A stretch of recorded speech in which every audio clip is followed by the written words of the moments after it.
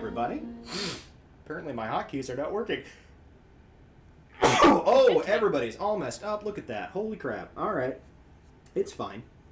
I mean, not everybody. Yeah, but I'm not sure what happened to... I'm fine. Why is everybody over... What's happening? Oh, we lost... We lost Malin. We lost Malin. That's why everybody's all messed up. Okay, well, while Malin logs herself back in, we're going to go ahead and just kind of launch into it, and I'm going to vamp a little bit. Hi, everybody. Welcome back to the stream. Today is a different kind of an episode than what we've done in the past. There's going to be some storytelling elements that I've never done before. I genuinely don't know how this is going to work. So we're just going to kind of do our best and see where it goes. Where last we left... real quick, for anybody watching the stream, I don't normally do this, but just in cases, slight trigger warning. There's going to be some lore and some kind of darker themes explored in this particular episode pertaining to religious trauma, racism, and a few other themes. Just so you're braced, and a lot of you are probably going to watch this stream and go, that was nothing, but those of you that need that sort of thing, you know who you are, and you're welcome. Launching into it, last we left our band of intrepid adventurers. First and foremost, everybody, welcome back Brian. He's been off stream for a couple of games, and is now, panicking as he's finishing up a little bit of paperwork, and I've just called him out on stream. It's true.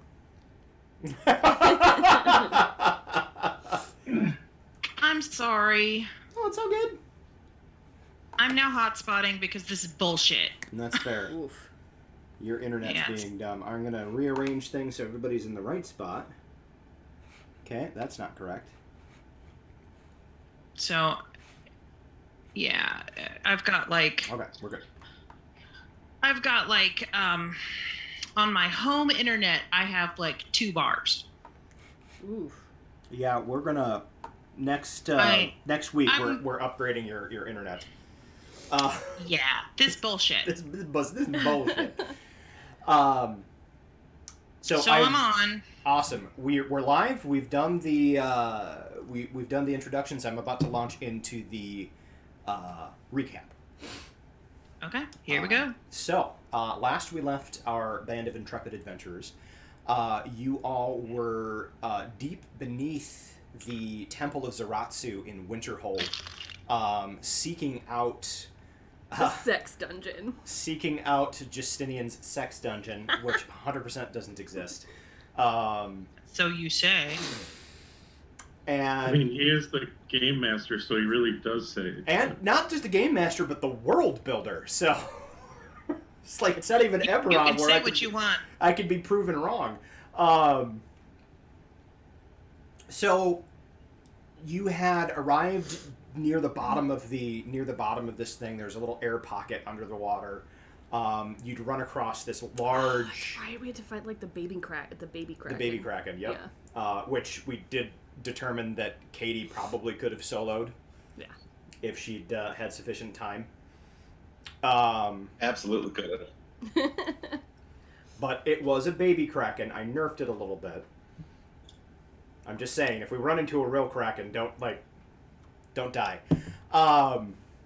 Yeah.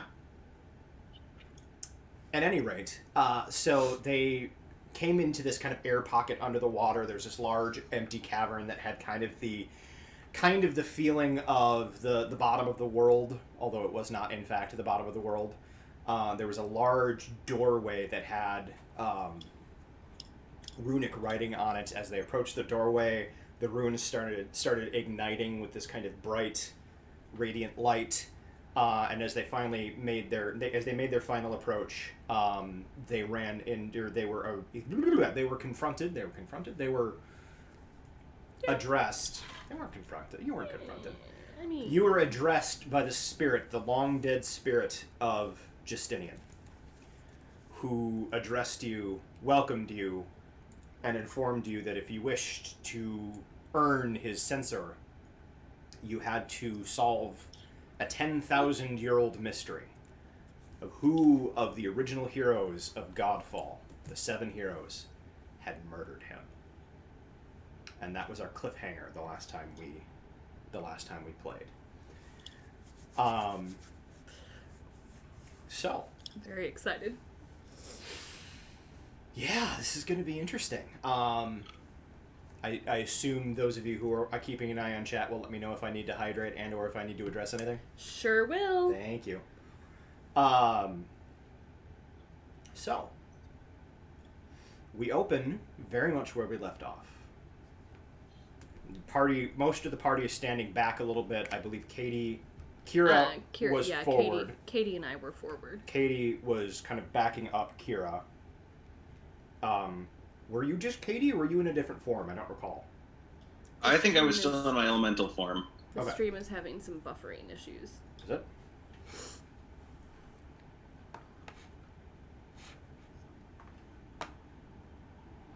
I hopped off the Wi-Fi with my phone, so hopefully it'll... Okay. It does not.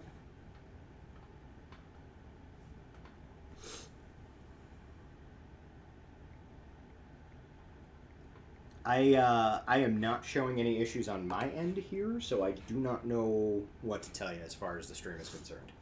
I will keep an eye on it, and if it starts happening again, I may have to reset my router. But we'll go from there. So. I'm not seeing any buffering.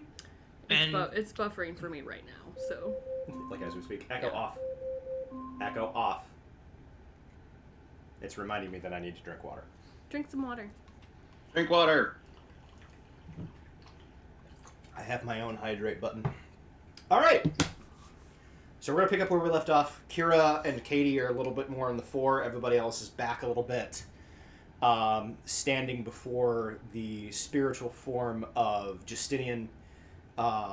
Justinian is a average height human with kind of long shoulder-length blonde hair. Very much has that kind of, think like Prince Charming from Shrek kind of look to him. That lantern jaw, and very good looking. He's wearing very nice, very decorative plate armor with all the trappings of the Church of Zaratsu. You see his spiritual form does have at his belt the censor, although you get a sneaking suspicion that this is just a spiritual representation of the censor, not the actual censor itself. Yeah. And he is standing before you, looking down at you. At this point, he has not really even acknowledged anybody else in the party. His gaze has fallen solely on Kira and the trappings of Zaratsu that Kira wears.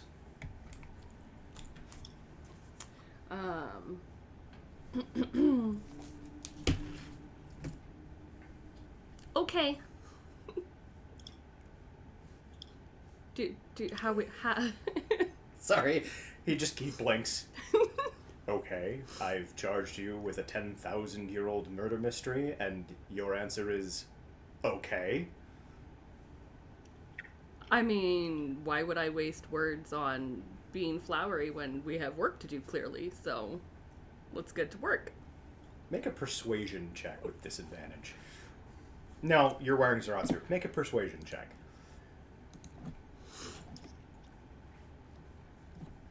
See no way in which this is gonna fail. Oh, hey, that's actually not bad. That is a dirty 20, my love. Okay. Indeed. And he turns to the door, and you see him just kind of push a hand against it, and this, like,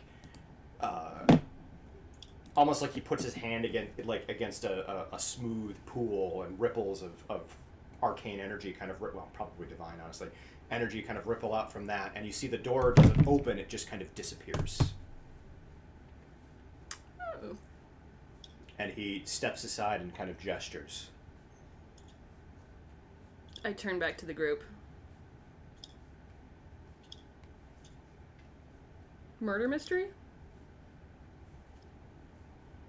I have a quick question. How do you not know who killed you? Didn't you see them kill you? I did not. It was from behind, like a coward. Yeah, that sucks. When Kira says murder mystery, Adira's eyes twinkle with an excitement.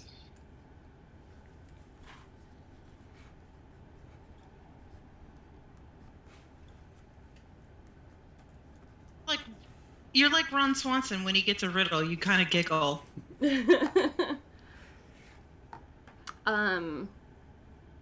Is there any information that you have that would be useful to us in our quest? Yes, but this is not the place to discuss it. Please. And he gestures again. Can I insight check a ghost? Sure. I don't know. Mr. Sex Dungeon makes me nervous. You're never getting rid of that. It's only a 15. It seems to be playing straight. Cool. I walk through the door. Or the opening.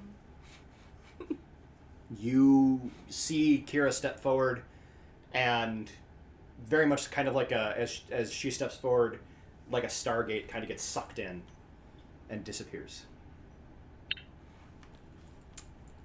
Adira will follow. That can't be bad in any way. I'll follow. Yeah, I'll follow. Okay. Katie will be staying next to Kira. Okay. So one by one, you step through. Each of you experiences... My cat has lost his damn mind. Each of you experiences kind of a... It's like a teleportation effect. Like you've teleported enough at this point with the Helm of Teleportation that you have to kind of recognize it, but it's stronger, as if one were tearing through the fabric of reality. I see no way in which that can be bad. And you step into what, for all purposes, appears to be a very large, very minimalist black box theater. I don't know what that is. A black box theater is literally a large square room painted black. Oh. And then the people who are using the black box theater, the actors, the technical crew, everybody, fills it with whatever they want, and people kind of have to fill in the gaps with their imagination. Okay. It's usually used for kind of experimental theater, more kind of theater of the mind, literally, theater, that sort of thing. Brian and I had one when we went to school up north, called the Dudley. It was a great little space. The lighting sucked, but the rest of it was great.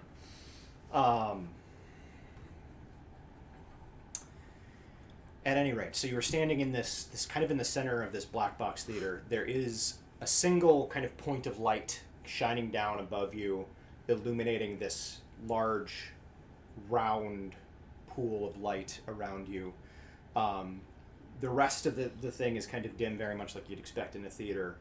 But you can see kind of just the edges. It is quite large, but you can just kind of make out the edges of the walls. There does appear to be a row of seats, not quite on 3 or 4 sides, because again, with the black box theater, you can kind of arrange seating however you want. There appears to be one kind of directly on one wall, and then a couple at a diagonal, and that's it. So it's clear that whatever's happening is going to be happening on one side of the theater versus another. And you are standing there, and Kira, you step out kind of first, but then in very rapid succession, the rest of your party steps through. And then a moment later, you see the kind of hanging gateway that you step through. As soon as the last of you steps through, disappears. A moment later, you see the spirit of Justinian reappear, not stepping through the gateway, but just is there. Mm-hmm. And he glances around, and I see. This is how your minds have chosen to perceive this region. Interesting. He says, What the hell does that mean? Whatever. It means the reality in this particular area is mutable. and is going to be perceived in a way that your brains can comprehend. You've chosen theater. A low art, if I've ever heard one, but functional. Kira takes a deep breath. Are we sure we want? I mean, it seems like we're not going to have a lack of suspects for who's going to murder this guy. Is that internal monologue, or does Malin just say that shit out loud? Malin doesn't. No, have I'm gonna say that internal shit out monologue. loud. But I'm like, seriously, dude. I'm thinking you probably had a line around the block because your personality is lacking. Adira stands there right next to Malin, literally going like this. Like, I don't know her. What's he gonna do? He's a ghost. Come get me, fucker. Let's. He kind of sighs a little bit. He's like, one would expect such criticism from a Goliath. Anyway. From a what? From a what? A Goliath. From a what? A Oh, Goliath. really? Oh, well. Can we maybe The racist! Can we maybe focus on the task at hand and pass judgment on long dead personalities later? Yeah, Adira's gonna make a persuasion check on Malin if you're allowing, and just say, "Hey, listen, we do need this person's thing, the totem, whatever it is, the legendary item. We do need." He calls me the equivalent of the N-word. I'm gonna kill him again. Did he? No. If. I said if. If he does, I will kill him again. I missed the if. Okay. So, Okay. Theater. Yay. Try me, bitch. the circumstances in which I was killed took place during the final battle. The final guardians that were between us and the throne of power. And he begins to set a stage. And as he begins to narrate what happened, you see the stage start to kind of morph. Just in the kind of back area on the one side that is clearly set up for the actual performance. You see the ground as you step back closer to the row of seating. You see the ground kind of fall away in areas, leaving and then begin to glow from beneath. Large pools of lava, I'm sorry, magma, because you're underground. Large pools of magma kind of surrounding tall stone pillars rising up out of the magma. On one far side, near the back, what would have been the back wall, but there doesn't appear to be a back wall because this set is so elaborate. You see this towering gateway glowing with golden energy. And then after he kind of narrates the description of this, he then starts narrating the foes that were fought. Near the gateway itself is a massive skull, glowing skull of some long dead god who had somehow found some measure of afterlife and stood opposed to the party. Over one of the central platforms, a massive red two-headed dragon battling stood awaiting its opponent to appear. On one far side, kind of over a magma fall into a deeper caldera, you see half a dozen of flying demonic entities, and then the kind of entryway, such as it is, on the far side, furthest away from the gate, is this massive horde of undead. A greater horde than you saw at the field in front of Winterhold.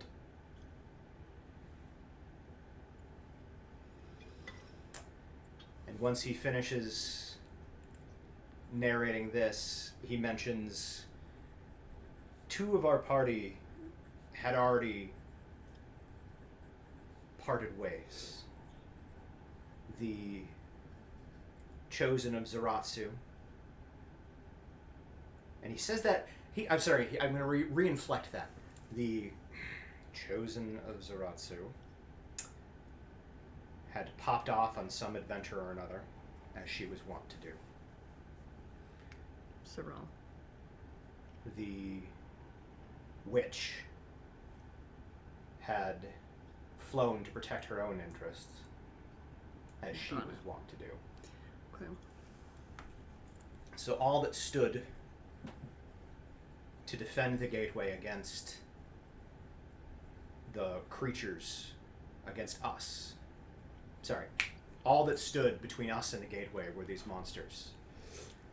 With us was Wolf, and you see, kind of nearish you, the group of you, a figure of Wolf. His hair is... doesn't look the same as the last time you saw him. He has kind of he looks a little bit more, I guess, weather-beaten. His skin is a little bit more leathery.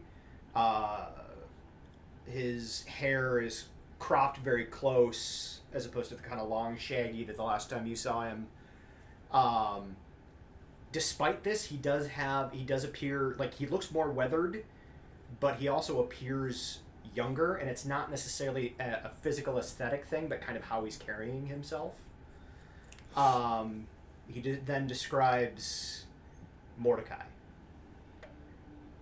And, Brian, how is Mordecai looking at this point? Mordecai, I always kind of imagine him kind of looking like, do you remember the guy that, from Gargoyles, the human that owned the castle? Xanatos, yes, played by Jonathan Frakes. Maybe a slightly younger version of him, like in his 30s as opposed to... Like mid-40s? Mid-40s. Okay. He is wearing a black robe.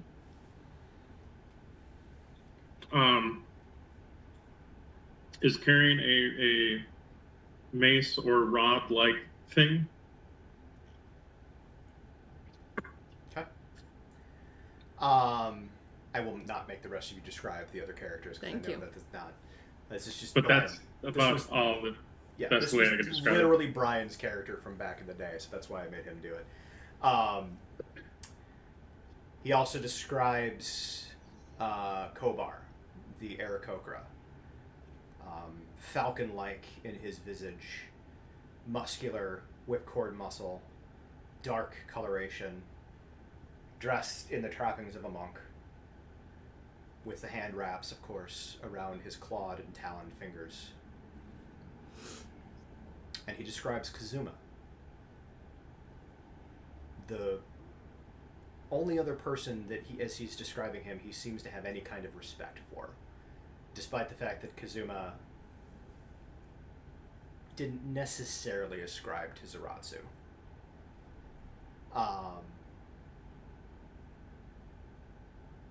And Kazuma with his daisho, in his light armor, and as he describes you to them, they kind of appear one after another in a row. And he turns to them and he says, "Take your places." And you see Wolf, they all start to kind of move, and they move across the stage, walking across the pits and valleys over the lava as if it was just painted in place. But as Wolf kind of moves to take his position and Kazuma starts to move to go past him, you see Wolf kind of take him by the arm and plant a big old wet kiss on his lips. And then Kazuma, kind of blushing a little bit as he walks off to the side, takes up his position. And I'm going to change the map real quick.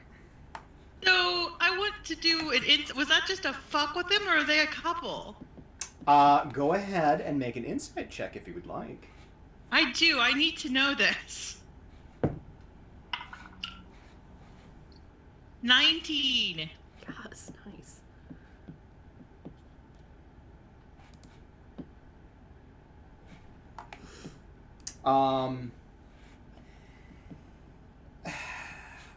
You get the impression that while the actual action itself was not something they had ever done before, it was not unwelcome on Kazuma's end.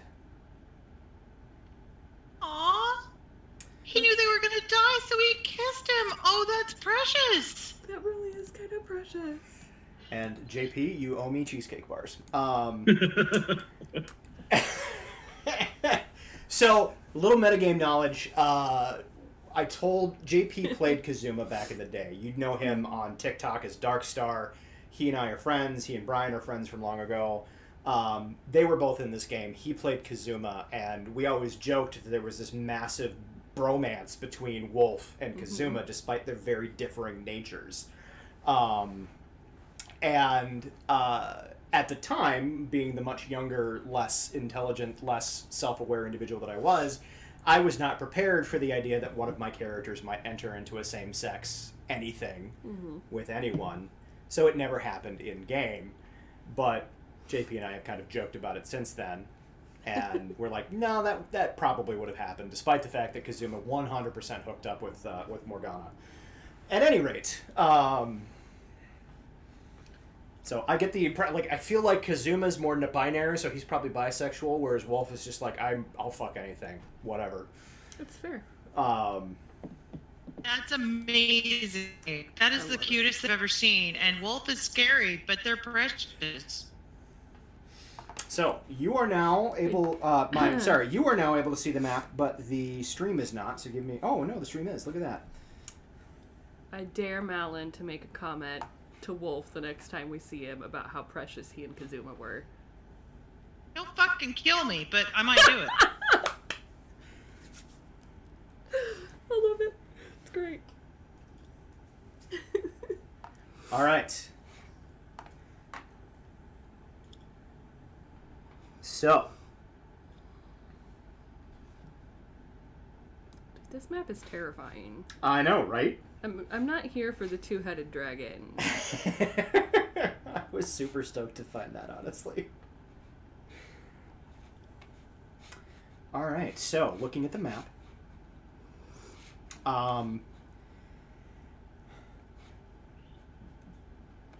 Sorry, I had to burp. You see, Justinian has not yet taken his place as the other players, the other actors, kind of move off onto the stage. And he says, at the point that we are picking this up is mere moments before my death. And he says, the interloper, the heretic, known as Mordecai, believed fully that it was his destiny to sit upon the throne of power. His destiny to control the fate of the gods. But we all knew it was truly my own. And that is where we will begin. So he walks across the stage, similar to the way the others had done, and takes a seat. Or takes a seat, doesn't take a seat. He takes up his position in the moments prior to the final battle. I would like those of you with your alternative characters to please roll initiative. Heck.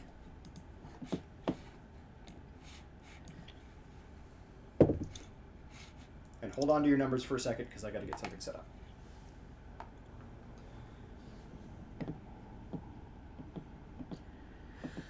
All right, Kobar. 18. Mordecai. 6. Tracks. Kazuma. 9. Also kind of tracks. Wolf. 21. Okay, and then I gotta roll for. Oh, I'm sorry. You're playing Justinian. Also 21 on a nat 20. I don't know if that makes a difference for determining initiative. Wolf. Is it just the modifier? Wolf will go first. Okay, cool. Okay. So, top of the round is Wolf. Have you found yourself on the map, Wolf? No, I'm looking now. You were in the midst of the. You were in the midst of all the zombies. Okay. Roll 20 is being dumb, and I can't. Oh, That's hi. okay. Is this me? Hang on. I will ping everybody and make sure you know who you are. All right. So, Wolf is there. Kobar, you are top right. Yep, I see you. Okay. Kazuma, you're kind of central. Okay. Mordecai, this is you. Okay. And Justinian, this is you. And just to clarify, the throne of power is that kind of central thing on that little platform in the middle that has the stairs going up to it? No, the throne of power is actually through that glowing gateway. Through the glowing door. Ooh, okay, got it. That glowing gateway, you get the impression based on, and this is more not based on what you see so much as just the knowledge that you have. Whatever that glowing gateway goes to, you're pretty sure it goes to the bottom of the world, which you have been to. Or at least would if this weren't a stage. Right. So, your actual characters take seats in the row.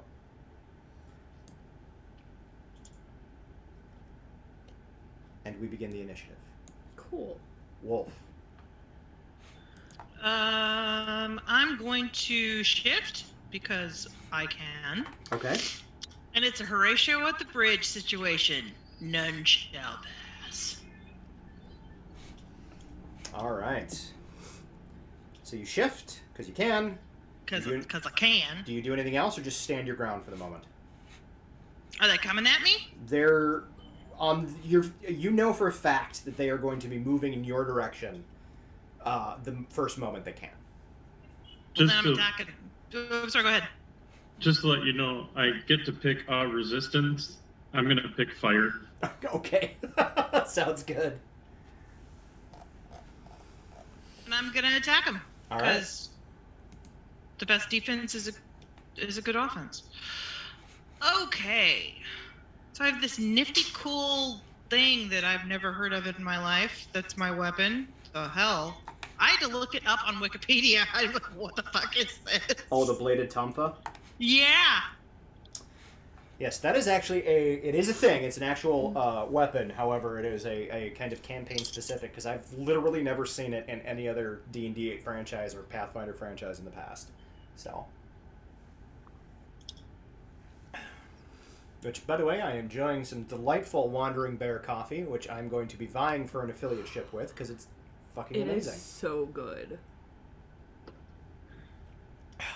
All right. I rolled a 16 or a 21 and then a natural 20. So a 25. So we're starting strong. You are starting Yes. strong. I like it.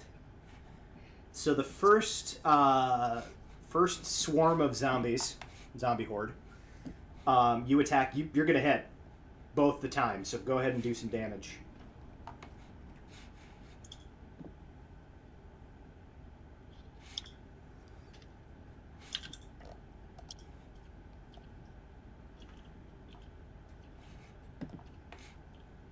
When math fails you. Alright. 9 plus. Oh, that would be a total of 37 points of damage. Nice. Oh, wait, no. I gotta double the crit. Double the dice on the crit. Double the dice on the crit. Okay, so that would be another. That would be another 3 points. So even 40. Got it. Nice. Not bad. Because I talk a lot during these. Narrate what does that look like for him when he lays into these things. Paint me a word picture of how Wolf lays into this first group of zombies. He's kind of bored, honestly. It's like, really? Zombies? All right. This is the best you got. This is what, okay, here we go. So they're coming at him and they're like, oh, fine. Whack! Whack! Next! So yeah, you see those blades just whip out, and just he's got this completely implacable, bored expression on his face. Although he does still kind of have that feverish look of, I just kissed the person that I've been wanting to kiss for a really fucking long time. As he's just jamming left and right. Cool. All right. Excellent. After Wolf comes Justinian. So, this is actually going to be, I hope I'm on course. Justinian is going to hold his action to see what Mordecai does. Okay. You hold. And then, because I actually have to specify an action, the action will probably, if he makes a move toward the door, will to cast, and I have to look over the spell list, but if there's some sort of like spell that I have that will stop him from getting to the door, that will be my action. I believe you have a hold person or hold monster. You may want to take a look at the list, though. Yeah, I'm gonna look at that, and but yeah, that is Justinian's held action. If he makes a move toward the door, that is what is going to go off. Okay. After that is Kobar. Kobar. The things up there with me are the flyy demony thingies. They're the flyy demony thingies. Cool. As a side note, I'm not at all salty that 4 levels higher than my actual character, I have way less hit points and my armor class is worse, but, it's fine. He's a monk, not a paladin. What do you want? I know! It's fine. I am going to use my action to, for Hour of Hour of Reaping. So each creature within 30 feet of me that I can see must succeed on a wisdom saving throw or be frightened of me until my next turn. Okay. Within 60 feet, so that's pretty much going to be all of those Within guys. 30 feet. Within 30 feet. That's still pretty much going to be all of those all guys. Of them, yeah. Okay. So they... It is a DC 18 saving throw. Okay, I got to rearrange my map here because I just fucked it up. Sorry, stream, you're going to see a lot of the top of my head today. So we're going to drop down to... Where the hell are they? There they are. Alright, and you said DC 18, what kind of save? Wisdom save. Wisdom save.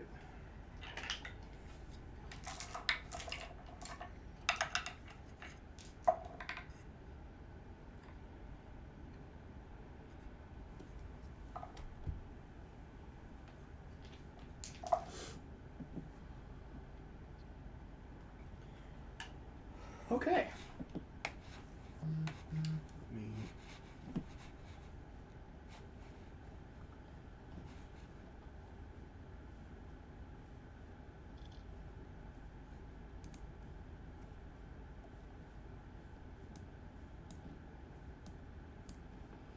I just gotta find something real quick.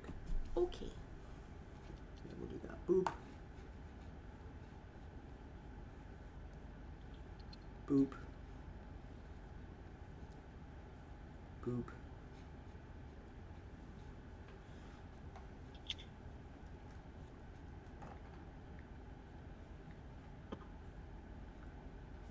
There should be 6, not 5. So, Oh, great. That's so fine. you see the 4 closest to you seem to be affected. Cool. As they kind of shrink back with some measure of terror Delightful. at your suddenly rather scary visage. I'm terrifying. You are. The furthest back 2 either weren't paying attention or are just too focused on what they're trying to do to be affected. What kind of action is that? Cool. That is a standard action. Okay, so you have a move and a bonus. You are flying at the moment, bear in mind. But I can... You can kind of hover in place. Okay, Yeah. that was going to be my question. I am going to... I don't particularly like being surrounded, so I'm just going to move over here in the hopes that even if that thing gets an attack of opportunity on me, he has to roll at disadvantage. So hopefully it won't hit. And then I just want to use my bonus action to unarmed strike. Okay. Unfortunately, your bonus action of the unarmed strike with the monk has to be done as part of an attack action. God damn it. And that one guy is going to get an attack of opportunity, but he is rolling with disadvantage. Then I don't have any real bonus action. Well, I guess I will instead spend a key point to patient defense. Well, he's not going to get any more disadvantage than he already No, is. I am aware. I'm more concerned about the two who are not frightened of me. What? So I rolled with disadvantage for his attack of opportunity. Yes. And I rolled a nat 20. Yes. And I rolled a 2. Excellent. So I'm guessing a 12 doesn't hit you. A 12 does not hit me. Okay. So yeah, he like kind of, and it's not so much a deliberate like slash. It's much more of like a kid kind of lashing out at the thing that's terrified him. Just kind of. Yeah. And That's just fine. wholesale misses. All right. Is that the end of your turn? Yeah, that's all I can do. All right. The giant skull.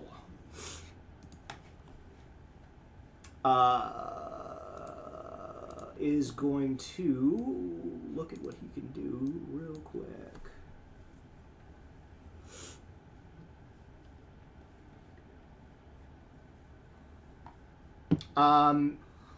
The giant skull, you see, kind of turns its massive bulk to face Mordecai, and you see its lower mandible drop open, and this tongue, entirely made out of fire, lashes out towards Mordecai, and I think Mordecai is still close enough that he can do that. Give me 1 second.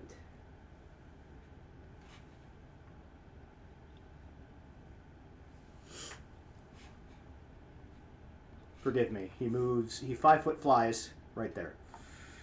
Oh, the skull can move. Great. Yeah, you see the thing. It's Great. just, you see little, like, on the kind of just below where its like ears would be, and that little bone structure right there. There appears to be tiny little bat wings that are flapping really hard. That's disturbing and cute at the same time. Yeah, if it were much smaller, it would be kind of adorable, but it's massive. And it's going to, bah, and this flame tongue is going to shoot out at Mordecai. How is that again? Bah! So it's Gene Simmons. Yeah. Okay, this is Gene Simmons' skull. He's the ancient dead god. That seems appropriate. That's canon now. Ick. I'm guessing a 35 is going to hit you. Yeah. So you're going to take 17 points of magical slashing damage. He's got a very sharp tongue. 10 points of fire damage. And I need you to make a strength saving throw, please. Jesus. Is it versus a magical effect? In this particular instance, it is not. Oh, your fire resistance would ping, though, so you can take half of that fire resistance. Yep. So I'm gonna, let's see,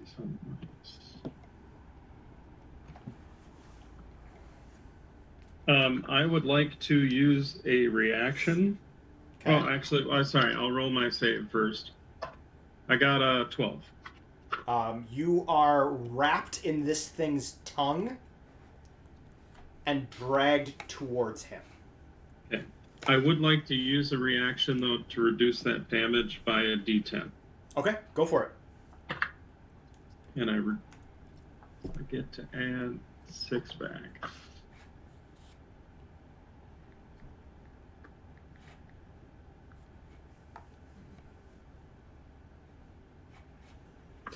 All right, so you see that tongue kind of lash out, wrap around Mordecai, and yank him towards this giant maw. JP has dubbed it the Lick of Doom. I'm here for it. That is the skull's turn. So we're going to go with... Oh, here we go. The two-headed dragon. Oh, Kazuma, what is your initiative modifier? +2. I'm sorry, you get to go before the dragon does. Oh. Well, in that case, let's see here. My movement speed. Well, is the dragon up in the air right now, or is it on the ground? The dragon is... That is a good question. The dragon... Look at the right fucking page, Adam. The dragon is in the air at the moment. It is in the air. It is about 30 feet... Actually, it's about level with the platform you're on. Okay. But it is flying at the moment. Okay. But, like, if I made it over to it, I could hit it. Yep. Okay.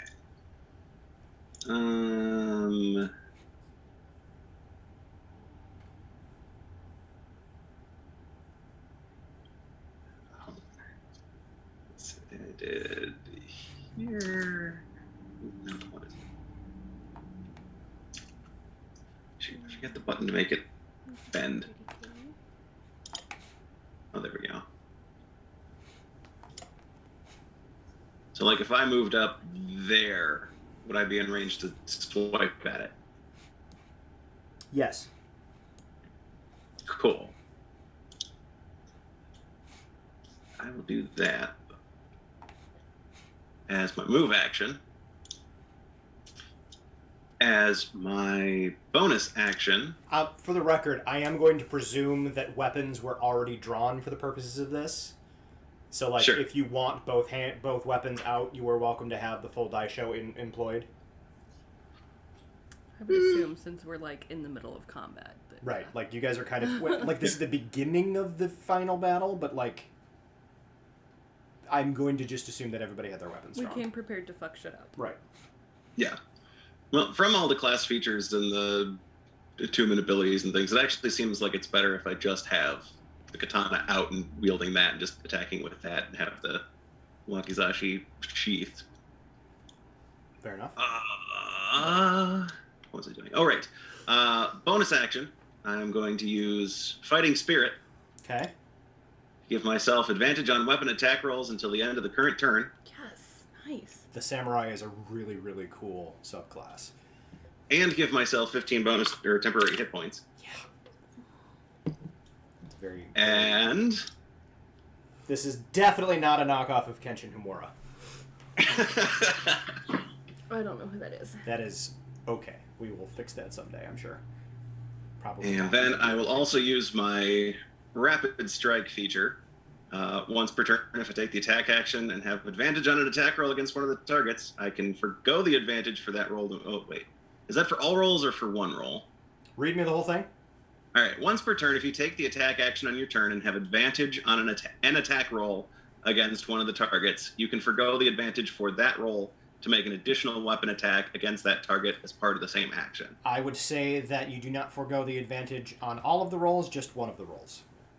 Perfect.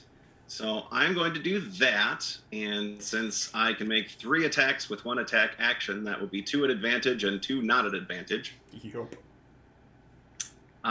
So we're going to start with the 2 not at advantage. Plus, as a fighter, he gets action surge, so if he really wanted to fuck this thing up. Oof. Oh yeah, that's next. All right, first not advantage attack is only a 13. Cat, now is not the time. I'm going to guess a 13 doesn't hit it. Nope. No. The blade kind of bounces off of its scaly hide. All right, the second not advantage attack roll is a 26, though. That definitely hits. All right, so that one, nice, we'll do 14 points of damage. Okay. First advantage attack, Come here, I will give you the bed. 23. I will. 23 is going to hit. Okay, so that will do another 7 points of slashing. Okay. And second advantage attack, another 26 to hit. That's going to hit. So that will deal another 7 points of slashing. Okay.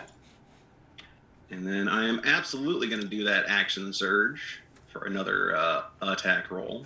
It's so sick. Why love would it. I not? And so, first roll, 22 to hit, Yes. or another 12 slashing. Okay. Second attack, ooh, only a 16 to hit.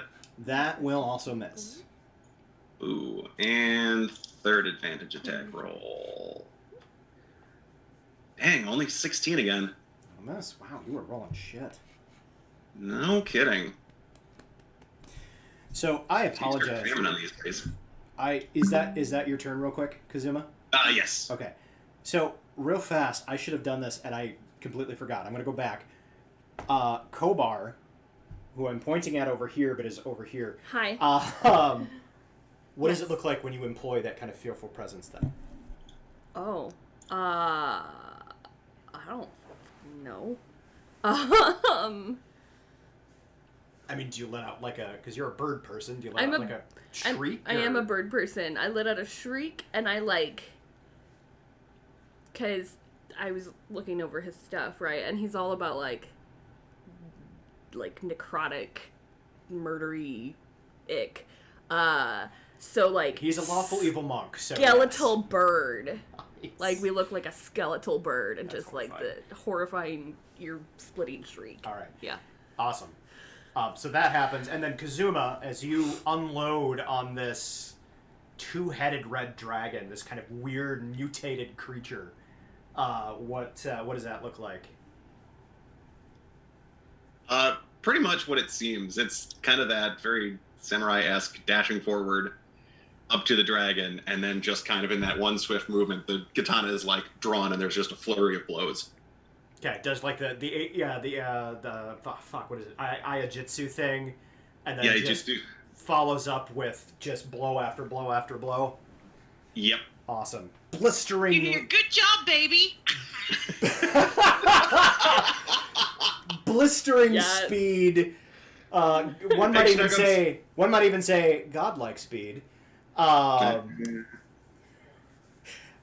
There's one person in the chat who's like, yes! Everybody else is like, what the fuck are you talking about?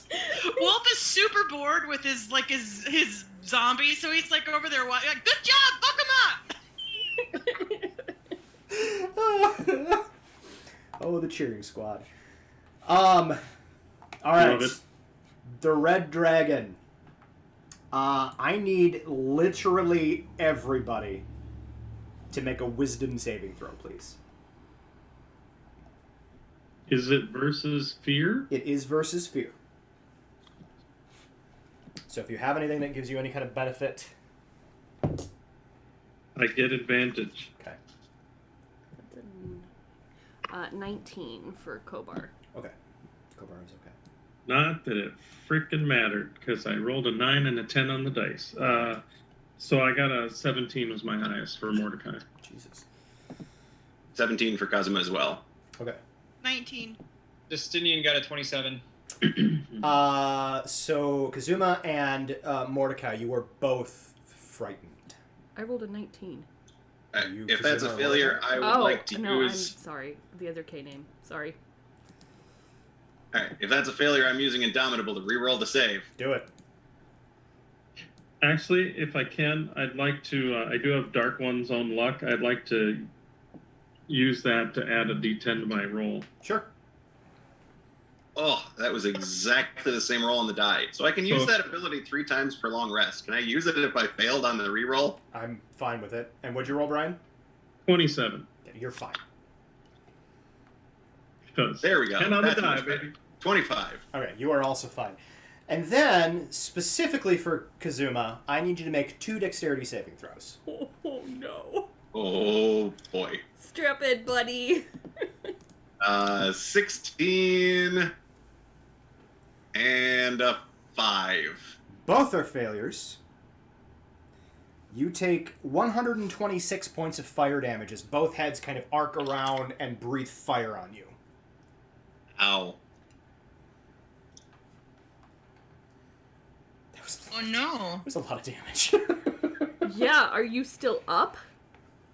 Oh yeah, He's a fighter. I am just bloodied. Literally a fighter, so. All right. You're not bloody, you're crispy. Accurate.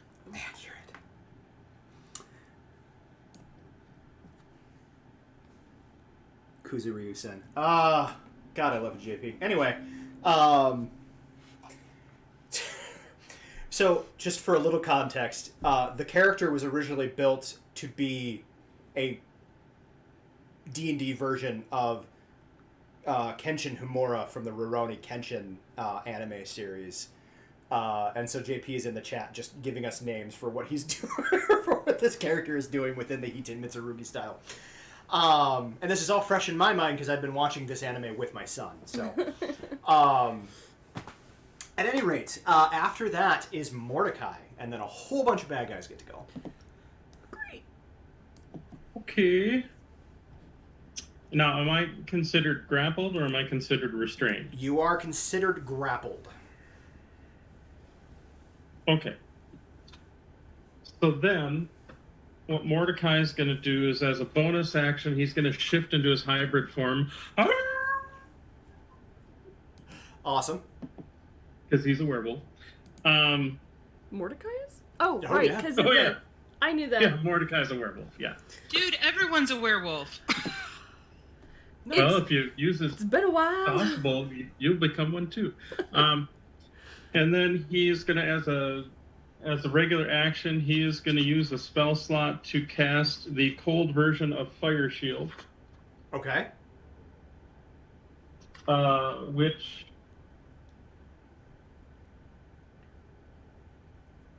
I don't know if you want to say because it's grappling me now.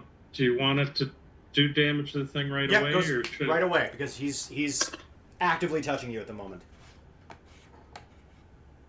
And you know what? Since this was a spell, I'm going to spend a charge off of my Mordecai's Curse gift to add an extra 2d6 to the damage. So that's going to be 18 cold damage. Ouch. Nice. Just checking something. Because it's a kind of a bluish flame. It's the cold version. Mm-hmm. All right, 18 cold damage. Got it.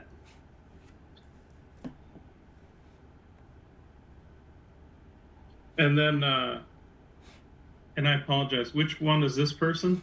Is this Justinian? That is Justinian. And so Howl's in kind of rage, but then Justinian hears a little because I'm still being grappled and getting torn the shit up. Fair enough. Like you do. So yeah, suddenly, like, I'm making you guys do it, not me. What does that look like when you shift and then you do the flame thing? Just kind of the crackling of bone as you see his skulls kind of distend and contort until it's this large wolf head. Hands seem to grow slightly with these kind of savage-looking claws. But otherwise, he's kind of in the hybrid form, so he's still humanoid-looking, but with a big floofy tail and fur's very kind of a dark gray, maybe even going to kind of a bit of a black patch or something, but like kind of a darker furred werewolf. And then yes, in that moment, just kind of bursts into this blue crackling flame. And you do see, like, as this tongue is kind of wrapped around you, and it's partially flesh and partially fire. You do see the cold seems to dampen the flame, and you hear kind of an odd sizzling, kind of like just dumping a glass of water on a campfire. As the tongue itself is injured. All right. Yeah.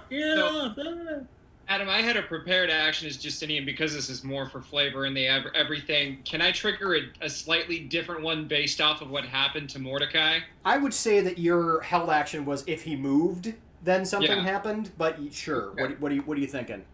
Well, he moved, and so not by his own volition, but he moved. He did move. My idea was I had planned to hold him to to prevent him from whatever. I see this happen to him. Justinian, I would love to roll his eyes and just like blast him with healing energy. Okay, I'm here for it. What do you hit him with? Just heal 70 points. Okay. Are you doing like a lay on hands thing? No, I can just look at you and be like, "Hello, you get 70 points of HP back." Because I'm not that hurt. Oh, okay. Let's do a lower spell then. Yeah. Kazuma was the one that took all of the damage. I will look up a lower level healing spell, and I will let you know in just a little bit what you heal in the chat, so we can Awesome. continue on with combat and stuff. Thank you. Oh no, I'm still healing Mordecai, but it's a lower level healing spell because Got of the flavor. Understood. And Reich, or Schmoopsy, I got your good. Sounds good. All right. So while he looks that up, all of the other bad guys get to go. Awesome. Well, for you, only 2 of them actually can move towards you. I know. The other ones are actually going to actively try to leave. I'm not mad about And if that. I remember right.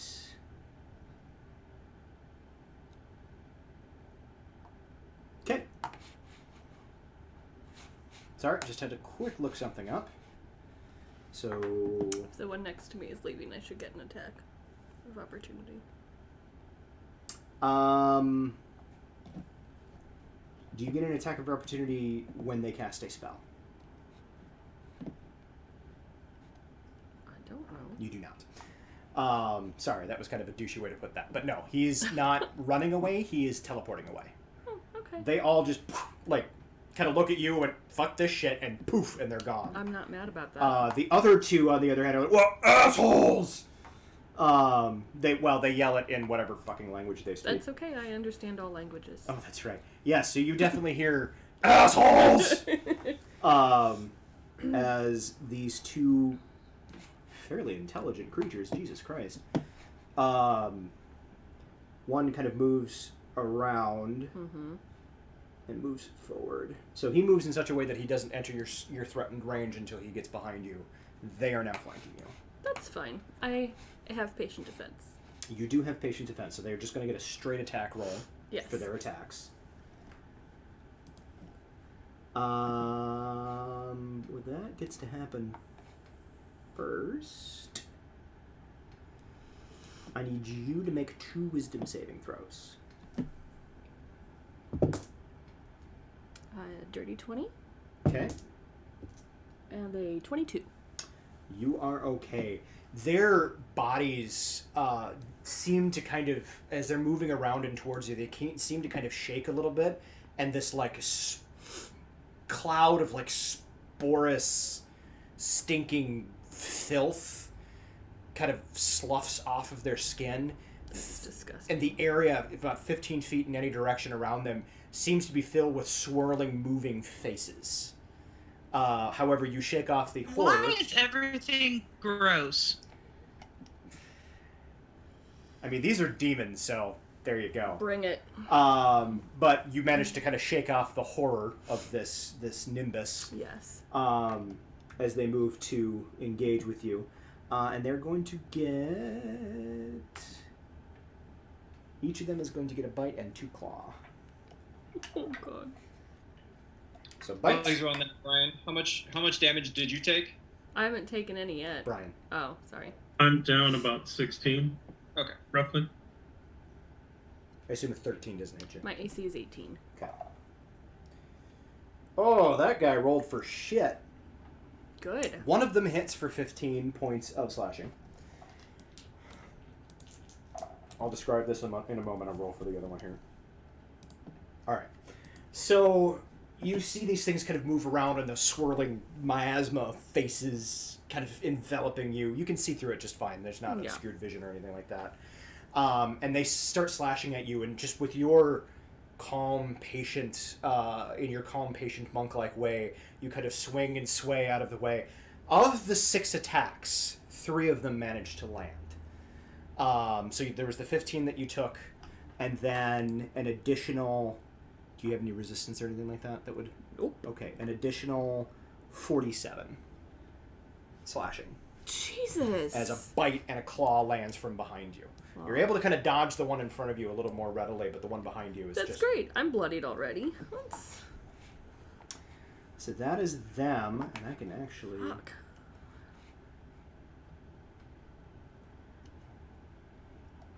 So I'm going to take these guys off the niche, because they are gone, and they are not coming back. I mean, you dealt with 2/3 of your problem. All right. These are melee attacks, yeah. Those were melee attacks, yes, that is claw. correct. Gotcha. Cool. All right, and then the zombies. Oh, you're...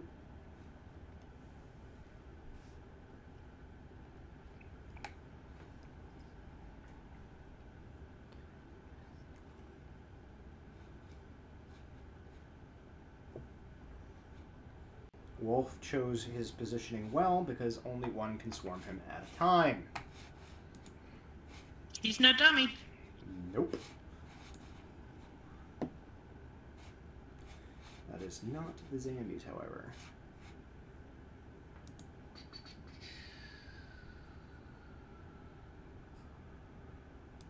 Alright, so they are going to attack him.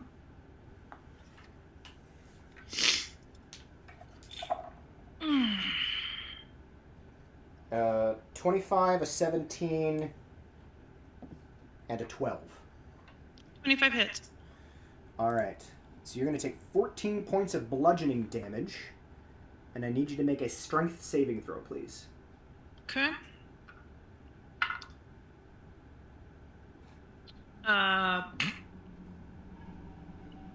24. Okay. He has yeah. the same belt Malin has. Yes, he does. You see he is swarmed with these zombies, and they're just raining down blows on top of him. Honestly, he's still kind of moving pretty well. He's kind of dodging between. Several hands kind of grab at him and try to pull him down, but he's able to kind of bat them away without an issue. That is the bottom of the round, so we're going back to the top. There's a momentary pause in this moment in the combat. Everything freezes as we shift your mentalities back to your actual characters. And you see Justinian kind of turn and address the audience in a very Shakespearean sort of soliloquizing sort of way. That's not the right term, but we're going to go with it. And he just kind of... And in this moment, this next series of events, pay very close attention. For this is the moment wherein I died. And then we resume combat. Before we do that, I want... you know what? We're going to go with... That's how we're going to do this. All right, so top of the round is Wolf. Malin, before Wolf goes... Please make either a perception or an insight check.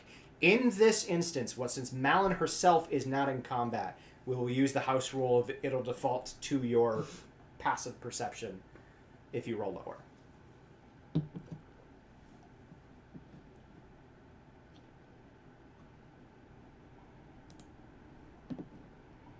A better shot at perception, so dirty 20. Nice.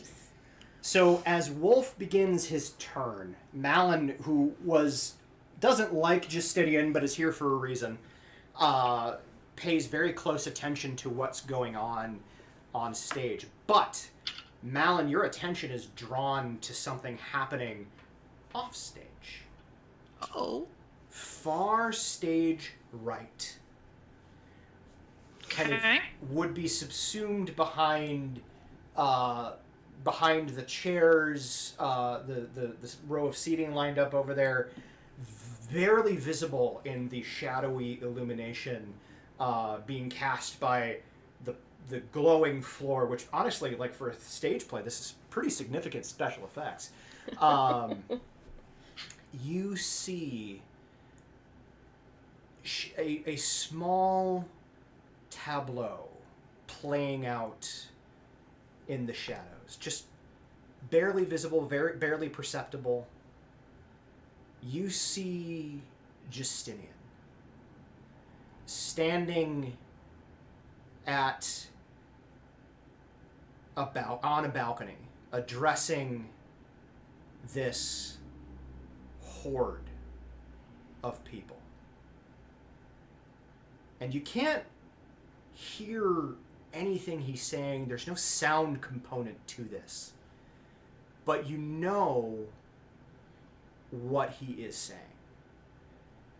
And you hear him proselytizing to this horde of individuals about the evils of elves and the evils of dwarves and the evils of Goliaths. This impassioned fire and brimstone speech, speaking out, preaching hatred and loathing and intolerance of anything non-human. What a nice guy. And you see this playing out in the wings for a split second. Enough for you to get the gist of what is happening, but not enough to fully... Not fully, like, internalize everything. It happens in just, like, a split second. Wolf, take your turn. All right. Well, I am in the midst of all of the zombies. I think I'm going to pull a Malin and pick one up and start beating them with each other. Because that's just fun. You made the DM spit his drink out. If I have to be here and deal with boring zombies, I might as well enjoy myself. All right. You're not wrong. With the strength modifier, or strength that he has right now, I would allow him to dual wield zombies. Yes! I am dual wielding the zombies. Because let's face it, that's what he's spec'd for, is dual wielding. And why wouldn't you? You always dual wield. 2 is always better than 1. 2 is always better than 1. So you see, Wolf reaches out, grabs legs of zombies. You're going to be making attack rolls with just your strength modifier, not your proficiency bonus, because That's fine. Ironically, not proficient in zombie. But go ahead and roll. Okay. And you get your 2 attacks, but then you can take your bonus action to take 2 additional attacks, because that is what you are spec'd for. And that is what I will be doing. 12 plus 9 is 21 and 22. All right, just roll all 4 of your attacks, and we'll add up your damage at the end. 25 and 24. Yeah, you are gonna hit a lot. Holy shit. Yay. All right, we're going to go with a... Zambi is going to do a... You know, it would be 2 die 6, but since you're dual wielding, it's going to be a die 10. Okay, I like it. Die 10 each. So you're going to roll 4 die 10 plus your strength modifier. And since you have the dual wielder feat, you get to add it on your offhand attack. Awesome. Ironically, I think I do more damage with the zombie. I mean, you do. Oh, that's a pitiful damage roll. 11. 16. But I'm doing better with my strength modifier. That's kind of funny. Well, your strength modifier is fucking high, so... Yeah. Total of 52 damage. So I will let you kind of narrate what that looks. I will let you narrate what that looks like, but I'm legit thinking he grabs him by the legs and kind of does the helicopter swing. Oh yeah, there's a deep sigh of.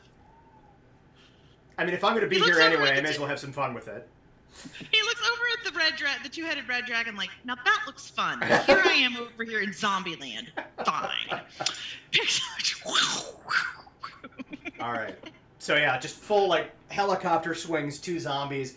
Zombie bodies and torsos and limbs kind of flying in all directions, not just the ones you have in your hands. We are going to say that because they are kind of squishy, you use up the zombies you're wielding at the end of That's your turn. fair. So I have a question. Yeah? I have this thing called Curse of the Fallen Puppet. When the swarm goes to 0, I can use my reaction to give that creature a final act of aggression to make a single weapon attack against a target of my choice. So when the zombie swarm goes to 0, can I make them attack the other zombie swarm? You can, and I will let you know when that happens. Okay. Wolf is full on Blood Hunter. Ah, So, nice. I 100% want to do that. yeah, he's Order of the Lycan Blood Hunter. Because he would be. Because he would be. All right. Yeah. Hence the name. So that was Wolf. After Wolf, we have Justinian. But first, Adira, Yeah. insight or perception? The switch sheets here. In a second. Well, we're going to do insight over perception because we know Adira sees nothing ever. So It's true. she's very perceptive by the fact that she got a 24 on her insight check. Nice. 24. Nice. Okay. So you, again, at the prompting of Justinian, you pay attention, looking for that opening, looking for that moment for when Justinian falls.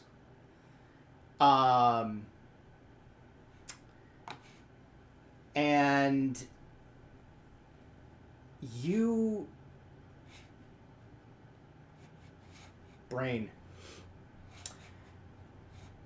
you also are pulled, your vision is kind of pulled away from the fight, the massive battle that is happening before you. This final confrontation between the heroes of Godfall and the forces that are keeping them from achieving their goals, and your vision is pulled stage left. And in that moment,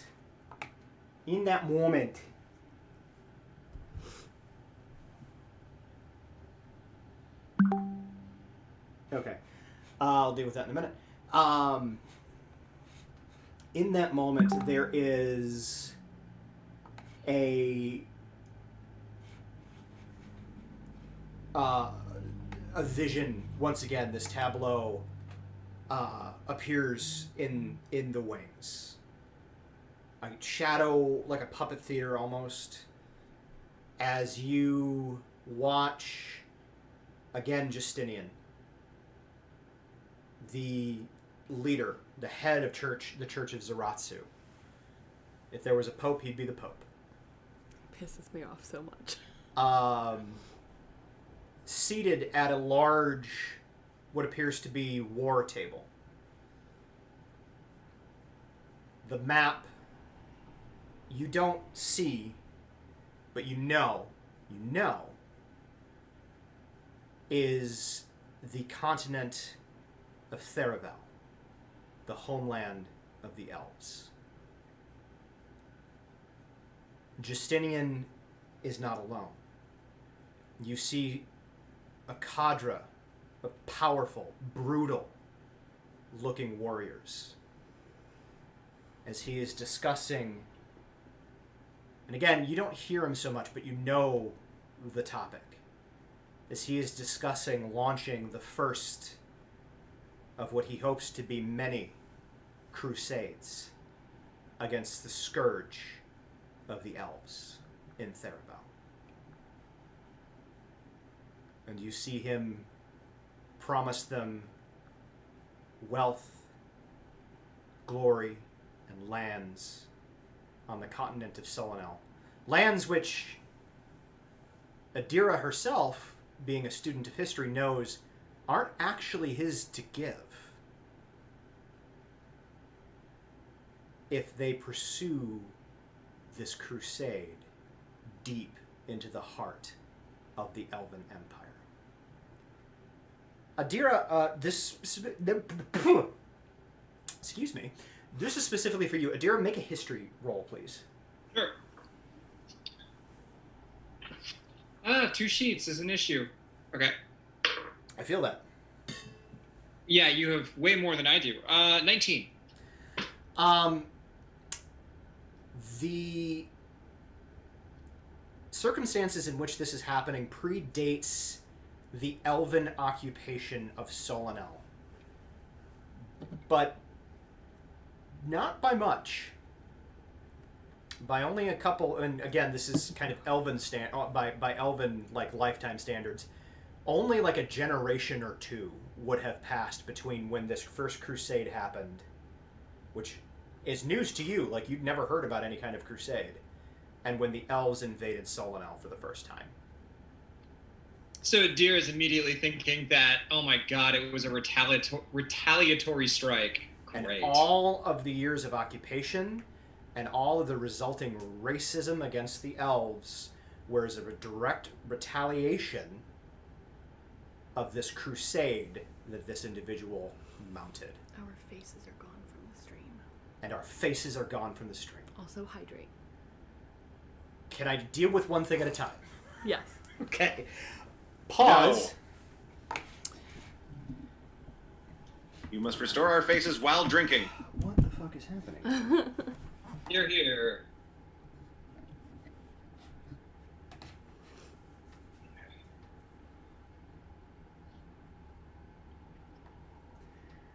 No, Nick, I'm not going to deal with them all at once. Nick, stop being naughty and spamming with all caps. JP would like you to sing. I hate you all. That is what he was going for. I know that for a fact. We hate technology. You know I hate technology. We love technology, just, when it works properly. Yep.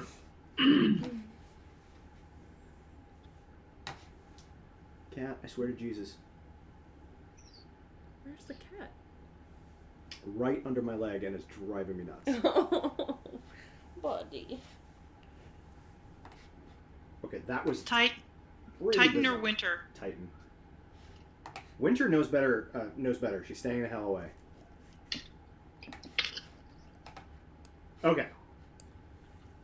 Streamlabs has been extremely finicky lately, so I do not know what's going on, but it's kind of making me angry. I'm hydrating. Yay! Hooray for Yay, hydration. fan fix right now. Oh no, the video is now fixed. It was just being stupid. All right. So, and there's nothing I can do about the audio until we go to break. So. Well, and I moved the mic in the hopes that maybe it'll... Okay. We also can probably switch to earphones. I just don't if enjoy I doing must. that. Neither do I. All right. So, Adira, that is the kind of oh shit thing that you realize in that moment. Now, Justinian, go ahead and take your turn.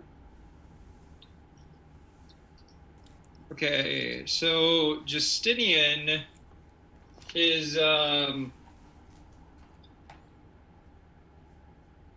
so can I do a how can I is it safe to assume that big dead skull thing is an undead thing? You can have Justinian roll a religion check if you would like. We're gonna do that. Ironically, at 18th level, his religion's only +5, which may explain some things about I was gonna say. everything. Let's just put it this way. I built him, and that was a choice. Yeah. So total of 17. Still not a bad roll. Well, no, wait. Just to verify, Justinian is the Pope in this, effectively, right? So Justinian doesn't need to know religion. He can make it up. Pretty much. Yes, Yeah, you're that not is wrong. accurate. Accurate. A bunch of recovering Catholics just went, yeah. Yeah. A bunch of There was actual the Catholics just went, ooh, a little close to home. As a recovering Catholic, I have amazing Pope stories. Nick would like you to really, really, really hydrate. I would. However, my stomach is this big, and if I drink too much water, it sucks. So I will continue to hydrate, but I'm not going to drink a whole bunch at once. So, Justinian, yes, this creature is, you think, kind of related to a lich, in as much as it was the kind of living remnants of an ancient deity, Gene Simmons, who somehow found some kind of way to prolong their existence. And while they may no longer have divine status because of their undead nature, they are still quite powerful. Okay. I will also give you, because of their kind of fiery nature, they probably won't take a lot of fire damage. Right. I'm just trying to look through Justinian's spells that he has, because he's not close enough to... You do know that, like, radiant damage would hurt it a lot. Okay, good. That's what actually I was going for. So, is it floating in the air, or is it kind of... It is hovering in the air. Okay. Can I jump? How much can I jump? Athletics? Okay. I've a high thing. So I'm going to take a running jump and just, with the maul, kind of bring it cracking down on top of its head, blasting it with radiant energy. How far of a jump is that? Actually, not terribly far. Sorry, I gotta pull up the map here. So if the jump is from... Maybe 20. It's only like 10 feet. Depends on how far onto the skull. All right, and what is your strength modifier? 9. Oh, so you have that one too. Yeah, you're able to do that jump. Yeah. So, yeah. So I'm going to do that, and then I'm going to use my bonus action to make an additional attack against it. So I'm going to roll twice.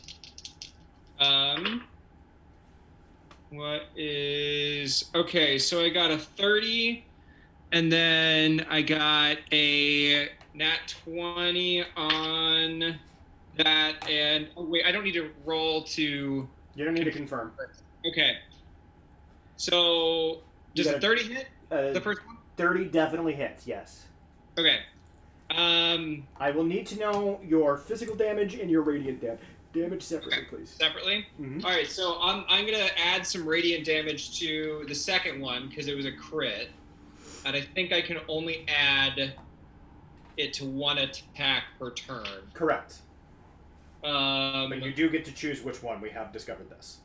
Yes. So the first one is going to be... Oh my god, that is a ghetto crit. 2 6s on the die. So 24 physical damage on the first one. Nice. And then on the second one is, my god, 23 of... No, sorry, I have to double that. It's 13, 23, 33 of physical damage on the second one. And then the radiant damage... What the hell do I add to that? You probably What's don't that? add anything for the radiant. The radiant is usually just straight dice. No, I know. I'm just trying to see what... Blessed Strikes... Cantrip, you can also deal 1d8 radiant damage to that creature. Oh, that's only 1d8? Oh, well. That's fine. But it'll be 2d8 because it was a crit. Yeah. Let me pull out a couple die-8s. And then an additional 12 of radiant damage. Okay, so that damage is doubled. So 24. Alright, you smash into it for, like, 70 points of damage. What does that look like? Well, as I have to actually move the character, Justinian just kind of like hulks out, takes a running jump off of the little bridge thing, and because this thing is quite large, can he literally land on top of the damn thing? Yeah. He lands on top of it, and as he does so, just takes a massive swing down, and then I guess like for flavor would chip a little bit into the skull, and then as actually like the second attack, rather than like come back and hit again, just kind of like twists his maul to like take out a chunk of the skull as he blasts radiant light into it. Okay. Yeah, so you bring the thing down and then crank it deeper, almost like a crowbar into this thing's skull. And then literally just kind of channel divine energy straight through the hammer, through the maul, into the center of what would have been a brain at one point. But this thing has been long dead. And you see Mordecai, more you than Justinian. You see the glowing flame eyes kind of crackle with sudden radiant energy, which you divine is probably not a good thing for it.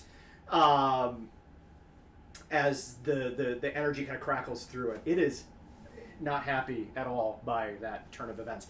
Currently, because it is a skull and it is kind of domed in the front there. Currently, the only reason why you are able to hold on Justinian is because you basically buried the maul into this thing's skull. So like that's your anchor point to not slide off this thing's domed skull. It's my pickaxe. Yes, but blunt and awful. Kobar is up. Yes. I would like Kira Yes. to roll Mm-hmm. insight or perception, please. I have advantage on perception checks. So you should probably roll that. Yes. That was a natural 1. That was a natural 20. That is 25 perception for Kira. Okay. Kira, again, similar to what everybody else, like he says, pay attention. This is when it happens. Yep. And you are honing in on what's happening. You're keeping an eye on Justinian. You're keeping an eye on the rest of the heroes. But again, your vision is kind of drawn this time to the rafters above the stage. The source of the light coming down from above, and you see again that shadow play kind of playing itself out.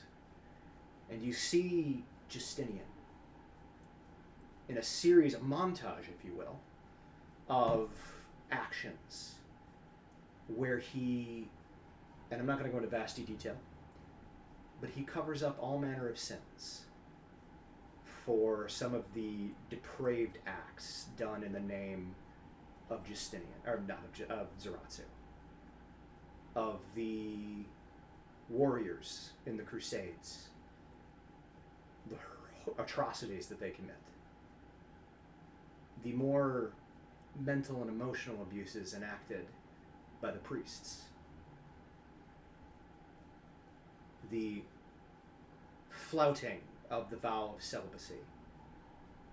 Justinian himself never partakes in anything that would be considered a sin, but he certainly partakes in covering up all manner of sins from all the different walks of worship, as the Church of Zaratsu now covers the entirety of Solanel. Kira's blood is just boiling.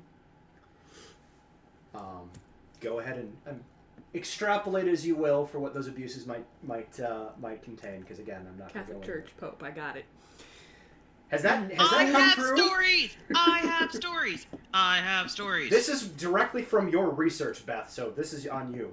Can I tell? Can I kind of tell? No, not on stream. At any you rate, don't want the stream to get banned. like I know we're a mature stream, but I still don't want to get banned. I can use euphemisms. Yeah, you can tell us on break. Look at the people that ban us. Anyway, so this series of events kind of plays out just instead of one thing. It's just a numerous different, and again, there's no sound, but you know kind of on an intuitive level what is happening. Yeah, she already didn't like him, and now if he weren't dead, she'd kill him again. That's fair. That said, Kobar, take your turn. Yes.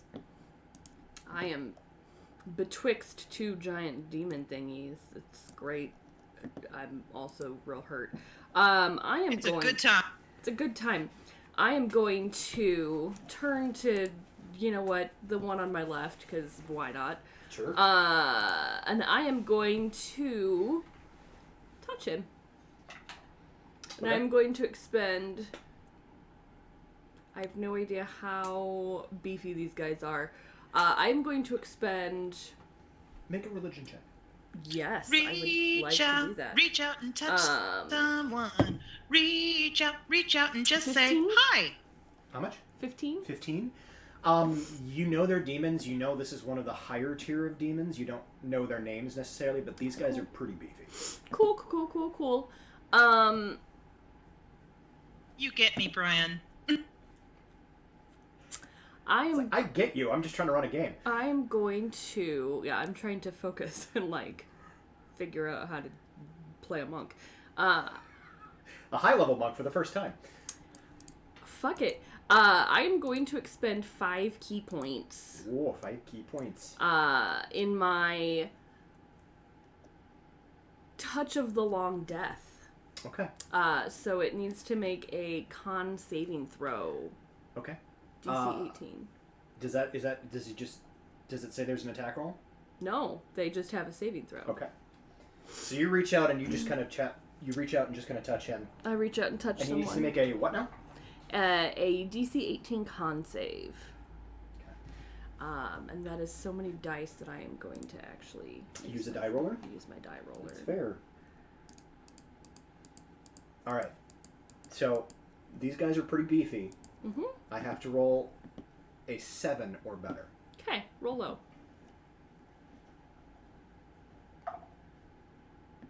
That is a 6.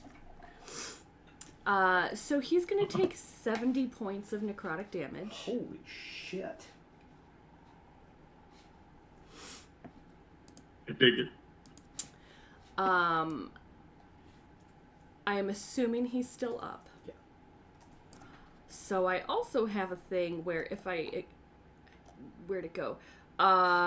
Brief hold. There was a whole thing that I was gonna use, because it's a thing. If I spend 1 or more key points as part of my action, I can still attack with an unarmed strike as a bonus action. That you can do, yes. So, I'm going to unarmed strike. Can I use another key point to flurry of blows it? Yeah. Fabulous. Mm-hmm. Okay. Oh, except for, does the flurry of blows also count as a bonus action? Well, that would be my bonus action. You spend the key point to get 2 attacks Yeah. on your Then bonus yes, instead of I just would say one. yes, you can. Okay. Cool. I'm chewing through key points like nobody's business, but it's fine. That's what monks do in big battles. You'll get them back in a short rest. Which is just my unarmed strike, but twice. Okay. Yeah. So same dude. Okay. That is a 26 to hit. Yes, you hit. Second hit is a 30 to hit. That will hit. Fuck me. Alright, what's your... I have a plus 18 to hit. Oh. So we're just gonna do 8 plus 9 is 17 for the first. 4 is 9. 18 for the second. Can I stunning strike? No, I don't have stunning strike. I do have stunning You can strike have stunning strike. somewhere. Yeah, you can do stunning strike. You have to spend another point to key to Yes, do it. I know. Okay. Stunning strike. Con save DC 18. Okay. So again, 7 or better. That is a 3. All right, he is stunned until the end of my next turn. Okay, Kobar, so paint me a word picture. You've melted this thing. It went from perfectly healthy to bloodied in one turn. So, Yes. paint me a word picture. What does that look like? 'Twas brillig and the slithy toes to gyre and gimble in the wake. No. Just no. Love you. Uh-huh. So Kobar, who just got beat all to hell by these two things last round, just like, pulls his little monkish, there we go, his little monkish self kind of in, and just reaches out, and like there's this flash of this, ickish energy that melts its face partly off, and then just comes back, boom boom, with his cool hand wraps, just right in this thing's face. Okay. And then one more to the chest, and like, you have like the coolish ripples, and it's just, the impact. I don't know. Sure, that works for me. Dope monk shit. Dope monk shit. All right, does that end your turn, Kobar? That definitely ends Kobar's turn. Okay. The skull. It's still got Mordecai all up in its tongue. Things I never thought I'd say.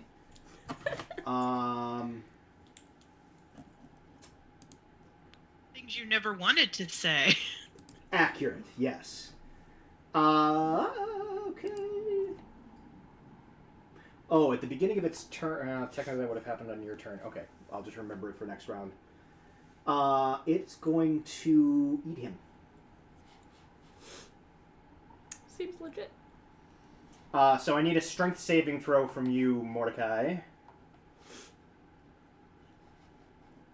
While that's happening, Adam, I just saw actually that at 14th level, that extra divinity, divine strike thing goes up to 2d8, so it needs to take an extra 24 radiant from what it was. I will add that, thank you. Murder it. That's including the double for radiant damage. Got it. I got a 5 for my strength check. I did not roll well. Alright, it pulls you into its maw. Mordecai is not beefy. However, is this considered effectively, would you consider it like an attack roll? Nah, it's going to be an attack roll. Because it'll take 7 cold damage. Okay. I presume a 21 is going to hit you. Yeah. Alright. So it'll take 7 cold damage. You, as it pulls you into its mouth and starts chomping down on you, 23 points of slashing, and then 13 points of fire damage. Round down for your resistance. Okay, and then I'm going to use a reaction to part of my lycanthropic resistance to try to reduce the damage a little bit anyway, and I got a 6 on the die. Nice.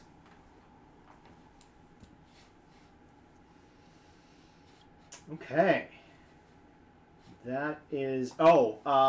it does that, but it also super doesn't like Justinian all up in its business. What?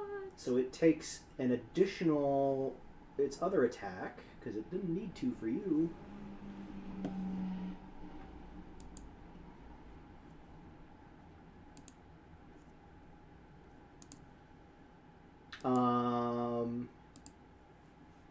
Yeah, so as it pulls Mordecai into its maw and starts chewing, kind of mid-chew, that tongue lashes out again at Justinian. Again, kind of Gene Simmons style, like shoots up and attacks him.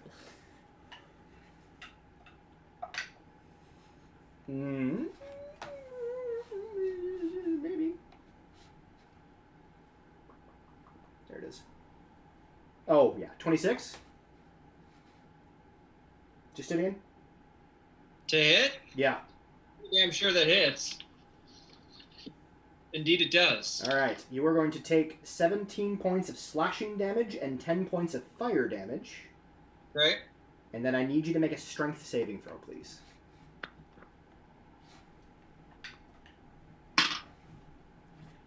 We got 25. Okay.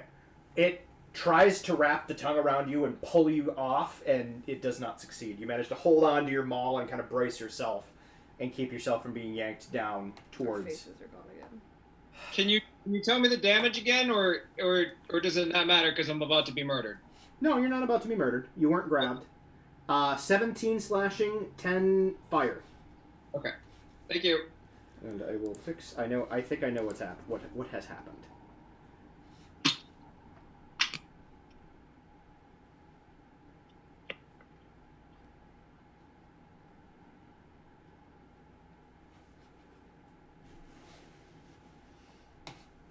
Okay. So occasionally what happens is I will accidentally minimize the Zoom meeting, and it loses where it is when that happens, and when I open it again, it doesn't reconnect. It used to, but it doesn't anymore. I don't know why. Gotcha. So, now I just have to be extra cognizant of not minimizing the Zoom meeting. Indeed. And blah blah. All right, that is its turn. Kazuma. All right. I think I'm going to go ham on this dragon again. I think that seems like a plan. I'm going to do that fighting spirit bonus action. Give myself advantage and another 15 temporary hit points, because ow. The fact that you can get 15 temporary hit points as a bonus action is kind of fucking cool. Right? I'm kind of digging that. Only a couple of times per long rest. But still, like, it's pretty huge. It is still huge. And I'm going to do kind of the same thing that I did before. Attack action and use that feat to get two of them, or two attacks at not advantage and two attacks with advantage.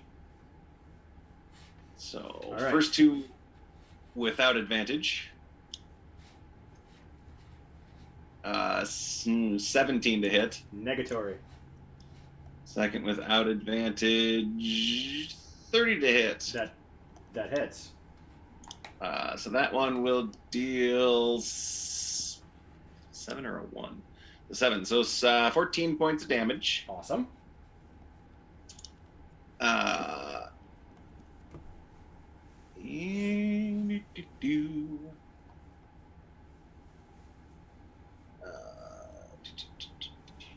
Yes, that's something. Okay, so now the two with advantage. 24 to hit.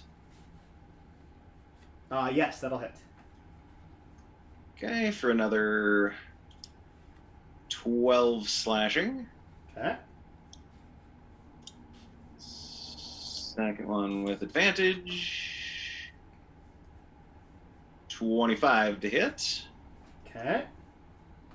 So another 8 points of slashing.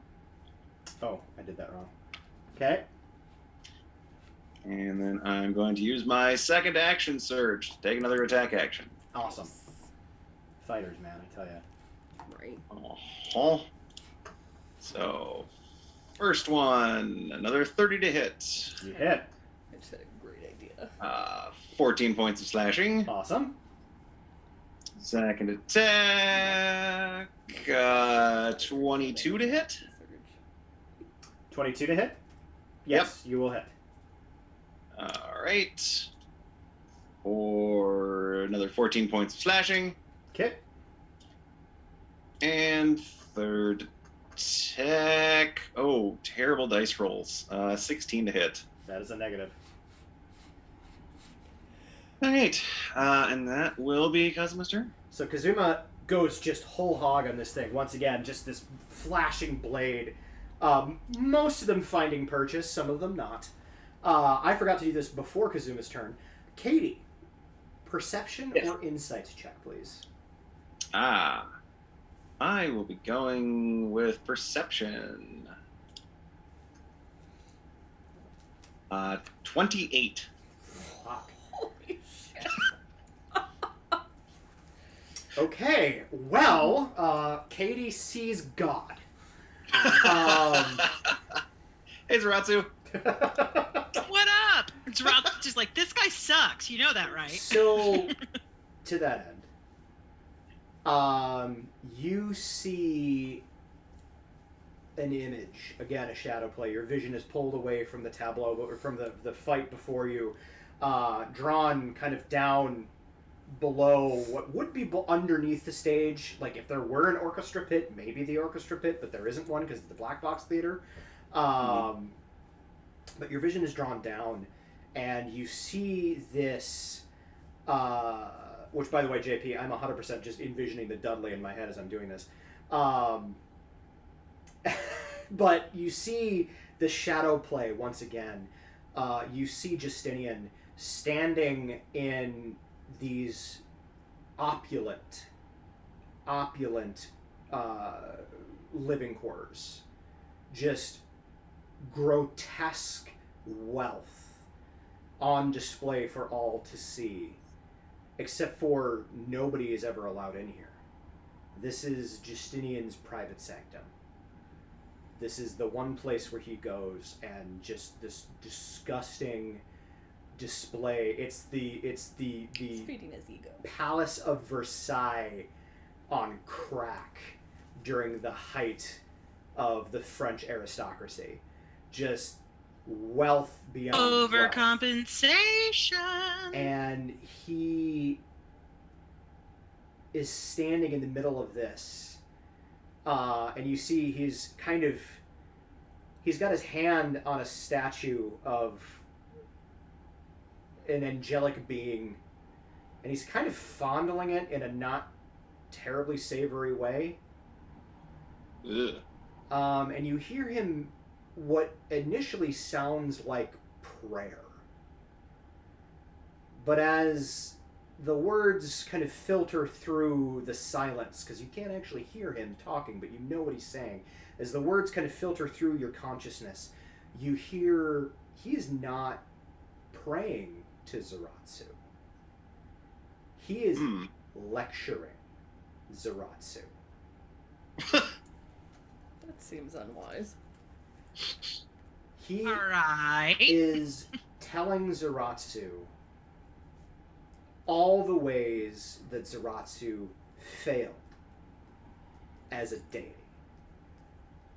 How when he first rose to power as a deity, he didn't simply call for the extermination of the non-human races.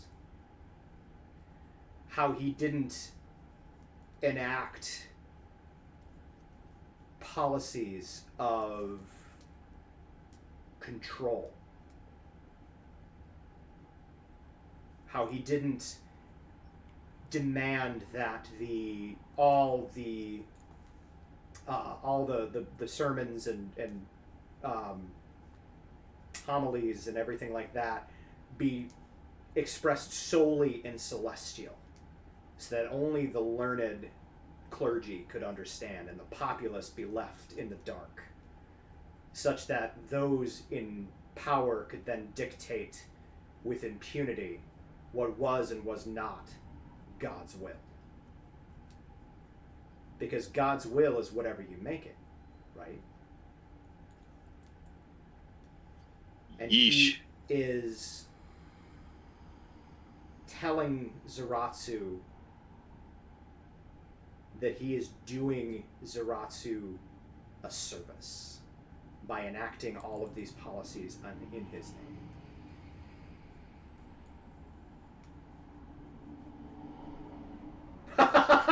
Thank you, Brian. My Catholic spidey senses are going off hard. I mean, I'm going pretty heavy-handed on the Catholic stuff, so.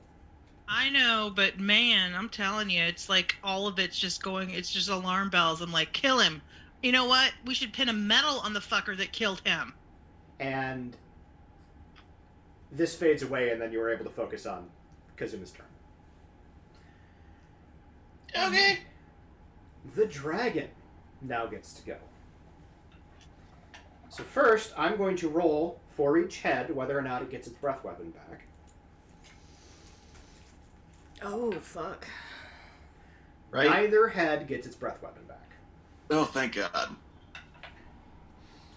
The plus side is they roll individually, so they're not, like, if I don't make one roll and they both get it back.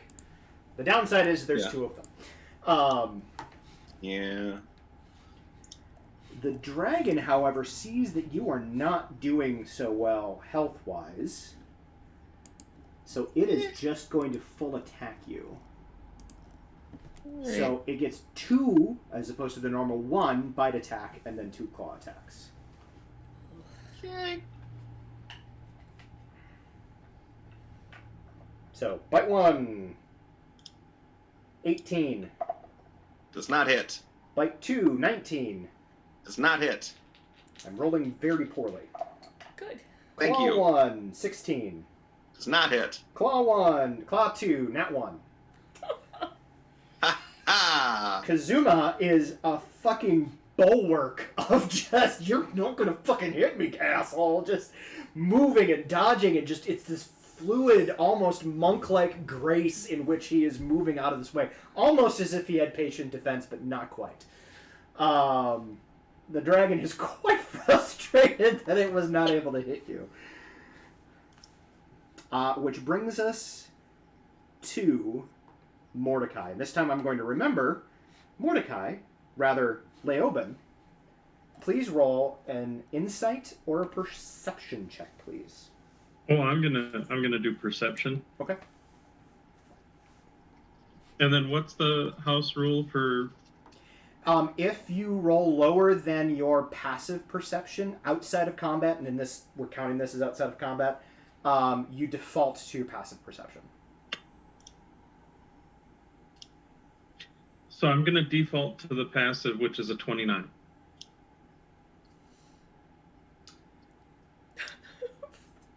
I took observant as a feat. Yeah, you did. Jesus. I love Leoben. 29. So one final time. You were paying very close attention. But your vision is drawn, and it's not stage right, stage left. It's not above, it's not below. It almost plays out directly on stage, but kind of at the same moment behind everything. Literally backstage.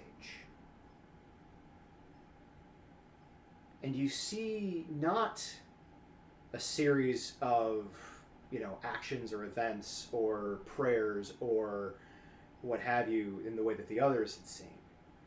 But what you see is a long string of financial shenanigans. The church borrowing money and then destroying the institution which it borrowed money from so as to not pay them back. Declaring them evil. Declaring them heretics. Excommunicating them from the church. And then using the money, the very money that they had borrowed, to pay for their extermination. And other funding, borrowing money and funding these crusades. But far more money would be taken for the pay of these crusaders, but they would only see a fraction of it because they were already there. And the money as it was being taken, off to the front, large portions of it would simply disappear. Never to be seen again. Over and over and over and over, more and more of these things just kind of play across the screen. Again, you never see Justinian in any of this. But with a 29, you know for a fact he had to have been behind it.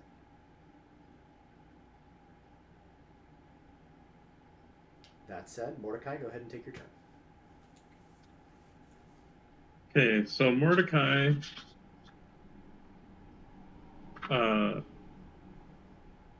is going to use Misty Step from the Ring of Spellstoring to go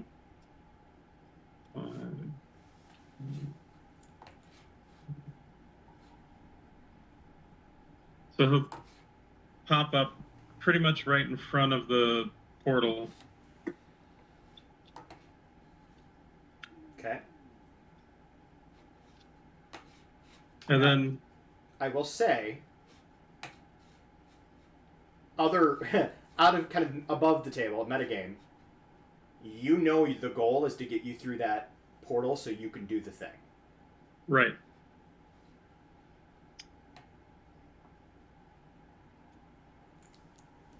Yeah. All right. As my action, what's the range on that? Did I write it down? As my action, I'm going to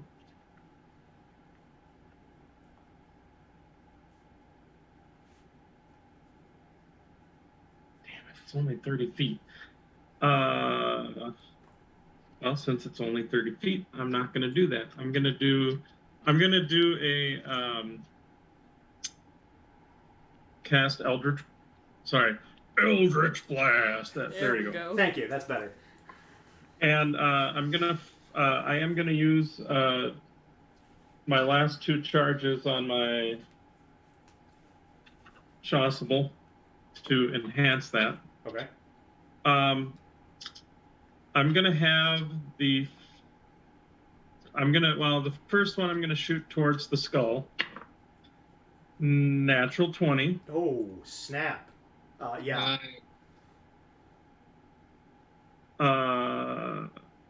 So that'll be for 15 plus 8, 23 damage. Oh, yeah. Ouchies. The second attack.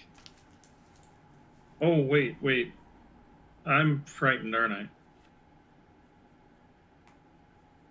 You Am I are, so frightened? that would be with disadvantage.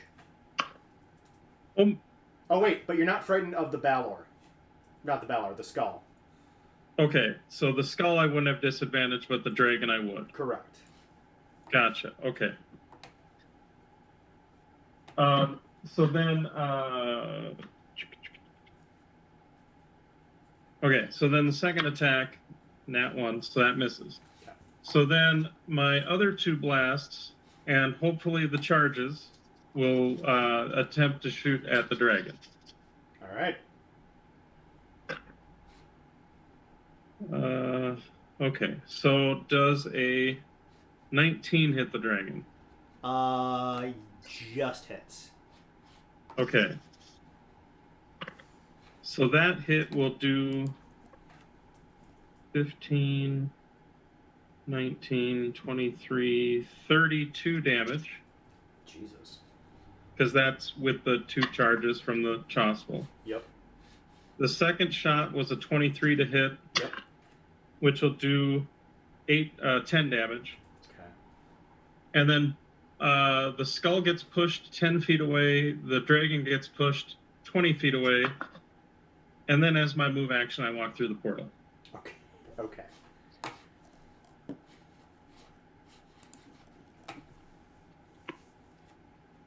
Give me 1 second to move. 5, 10.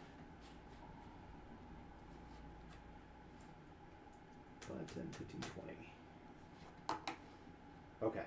So, now, I would like everybody, and you can make your decision as to what you want to roll right now, but insight or perception. As ourselves or as... As yourselves, not as your Excellent. puppet characters. That's Leoben super would easy. like to do perception again.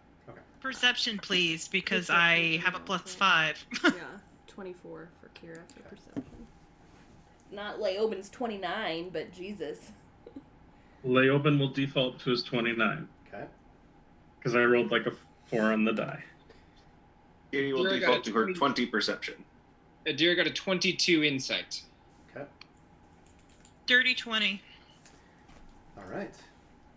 So the moment Mordecai steps through the portal, there's a brief moment, very brief moment, where all of you see things almost... It's not so... Like, those of you who rolled perception, like, there's a... It's like deja vu. Like they changed something in the Matrix. Like, there's this kind of weird, odd, like, ripple effect that just briefly happens. Those of you with insight, that's more like deja vu. That kind of feeling like something happened, but you don't know what. But it's familiar. But none of you are able to pinpoint exactly what happened. And Justinian falls off the back of the, or off the domed part of the skull into the magma.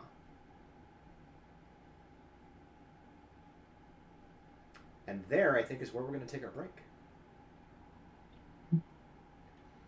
So, it is 3:15. 3:15. Let's take 10 minutes, so we'll be back at 3:25. So yeah, we'll be back in just about 10 minutes, everybody.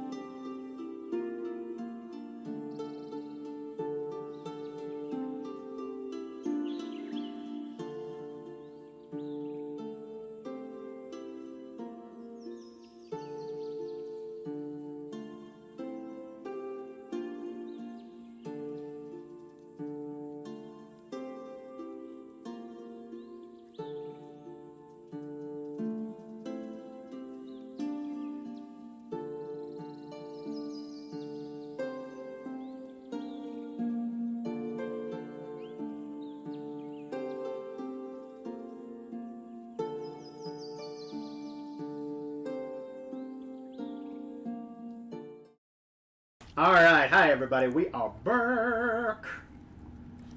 And we are happy to be here. Alright, so... you have all witnessed various different things. You see Justinian slide off the domed skull of the creature and into the magma as the house lights go brighter and the stage setting becomes more obvious. The magma is painted on the ground. The two-headed dragon is just a prop. The skull is paper mache. The actors kind of standing in their costumes. You see the spirit of Justinian step center stage, upstaging all of the other actors. Of course. Looking at the group of you. And he says, well, what did you see?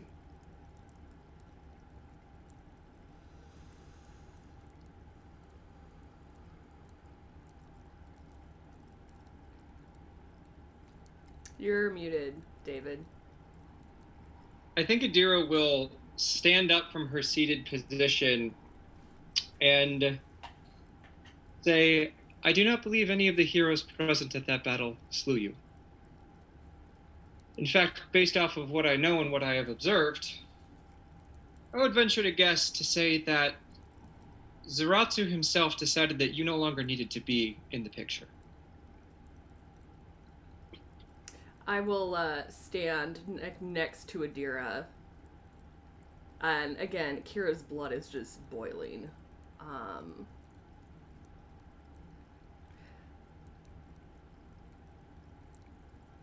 I saw a man who does not even begin to be worthy of the power and the position and the influence he wielded.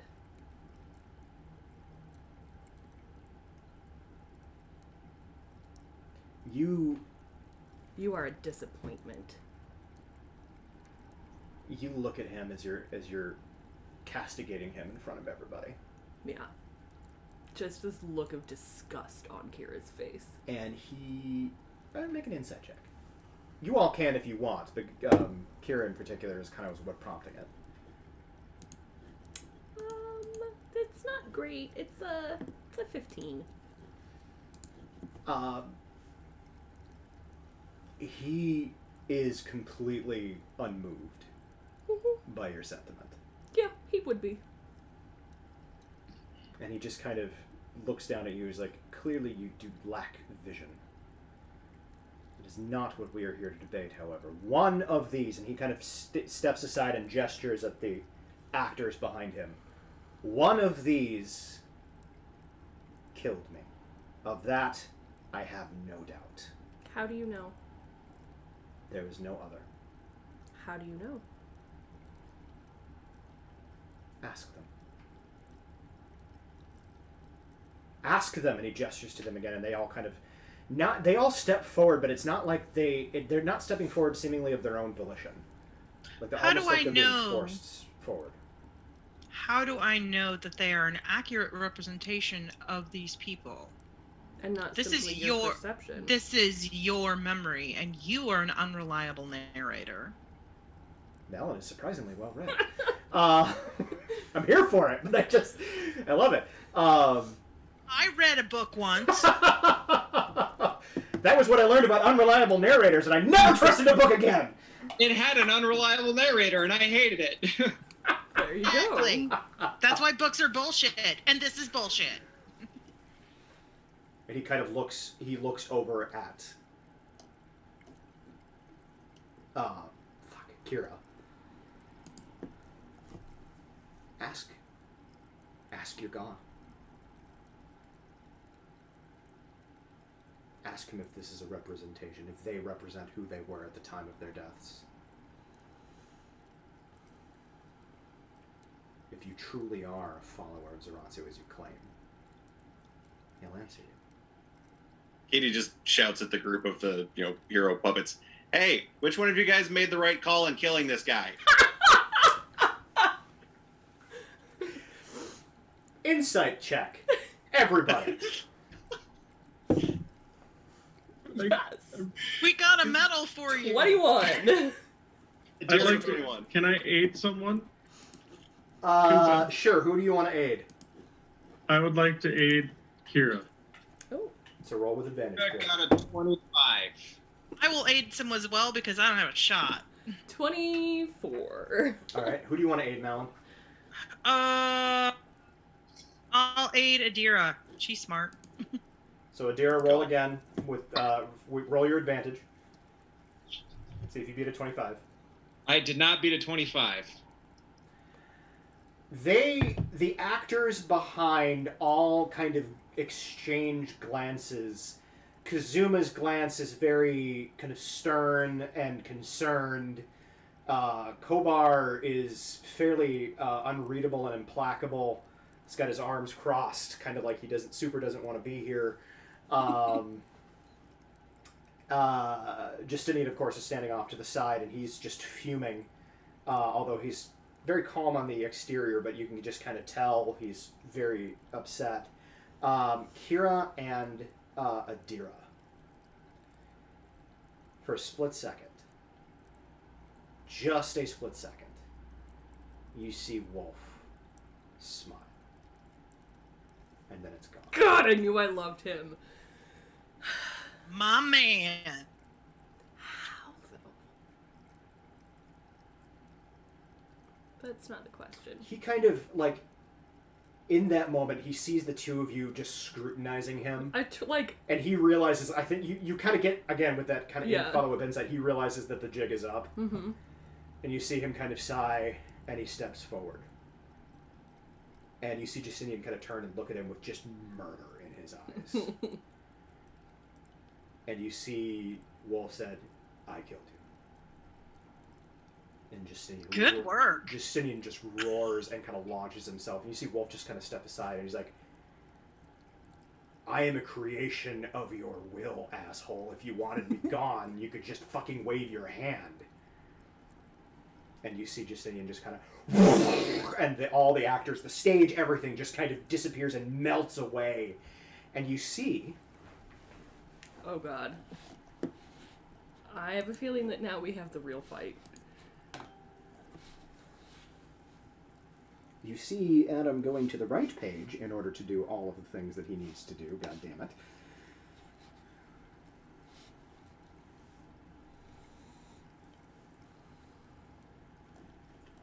You are now standing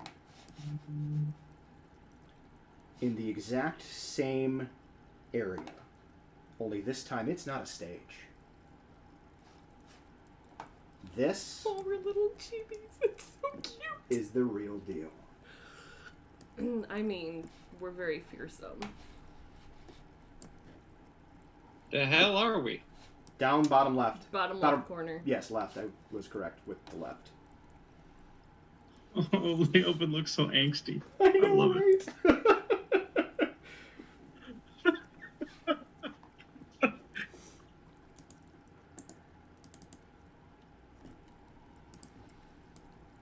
So, you see... I'm adorable. You're all pretty adorable. I had a lot of fun making these, by the way. I will say, for any of you that wish to, I did post the website that it's 2-minute tokens. If you want to go and like modify and change it up and create your own, you are welcome to do so. I just did these for placeholders while we figure out our art situation. And haha, it's right here. I'm hydrating. Everybody hydrate, because I said so. Coffee is totally hydrating. Yeah, magical bean water definitely counts.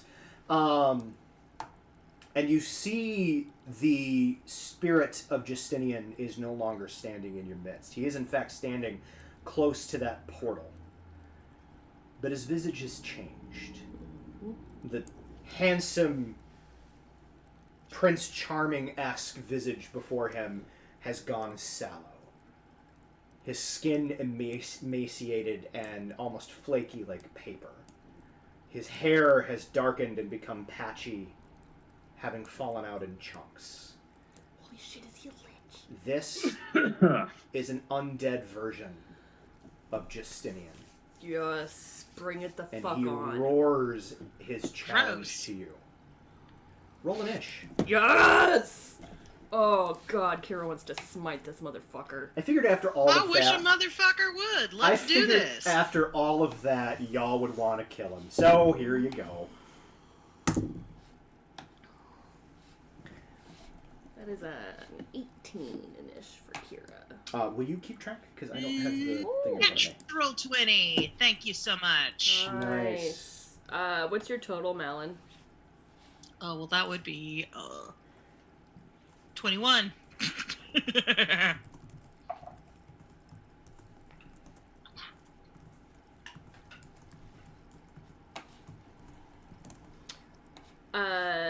Katie, what you got?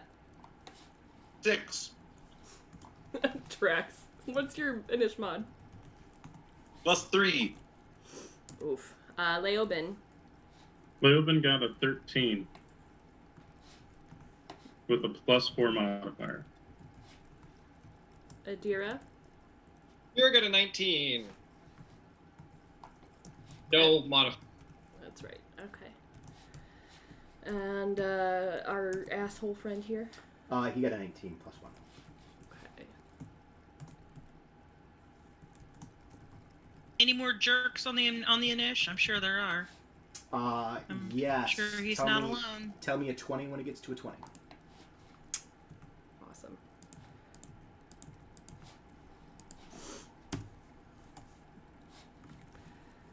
That's gonna be a rare action. You said Justina Lich's mod is a 1? Yes, it is a 1. Yes, he is called Justina Lich on my initial. That is unfortunately going to be a bit of a misnomer because he is definitely not a lich. Okay, fine. But if you want to know what he is, you will have to roll that on your turn. I'm gonna go with what is an asshole? I'm going to go Definitely with that. what is soon to be dead again. Re-dead. No, I'm sorry, I got that wrong. What is a genocidal asshat? There we go. I'm here for it. All right, top of the round is Malin.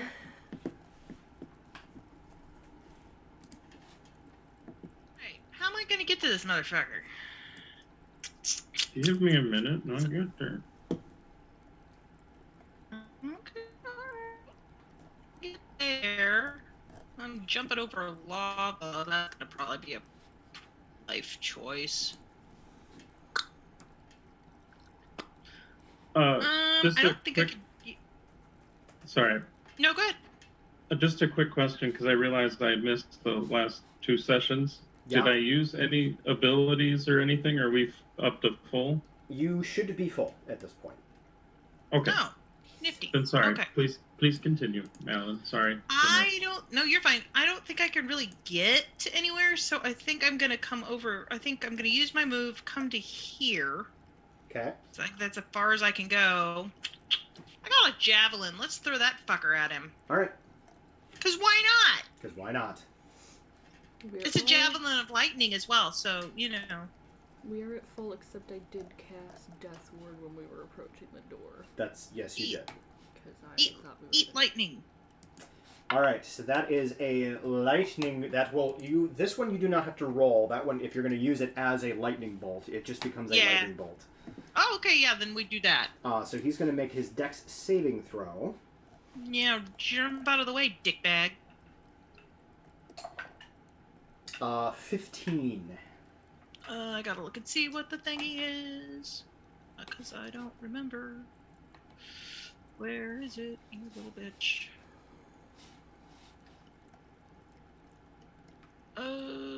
Doesn't... Oh, yeah, he made it. Okay, so he will take half damage. Okay. Go ahead and roll it.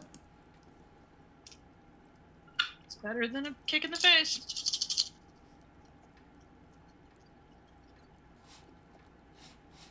Ooh, I like that.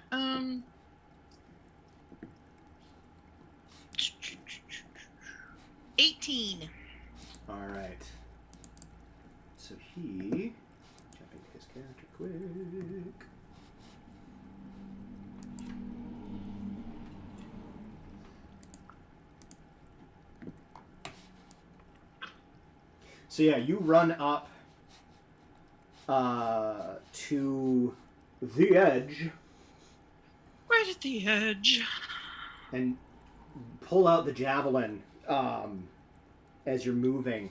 Cock back your arm and kind of throw it, and it just, as it morphs into this bolt of lightning, shoots across the intervening space. You see him kind of half sidestep it, and it kind of crackles up his arm. He doesn't seem to be terribly injured. Like, he's hurt, but he's not super badly hurt.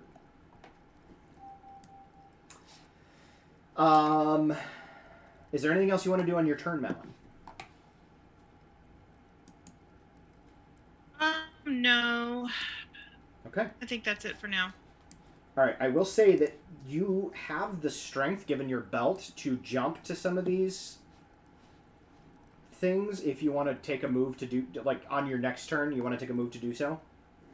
Yeah, I was gonna say. I think. Yeah, I'm kind of looking at the stepping stones there, but I think I'm out of move because I've moved. My move is 35, and I think that took me to the edge. Gotcha. With a jump check, you can move up to 29 feet, and I would say each of these jumps is less than that.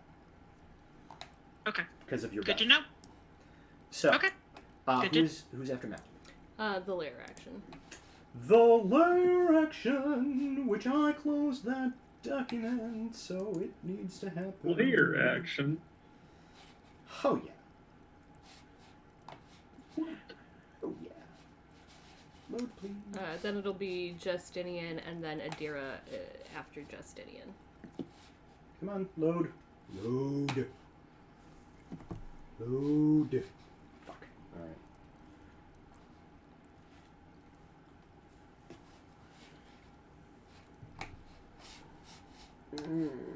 Sorry, my notes are not doing anything nice. We win. He's dead. Come on, load please. There we go. I would like. Who wants? We'll share the love.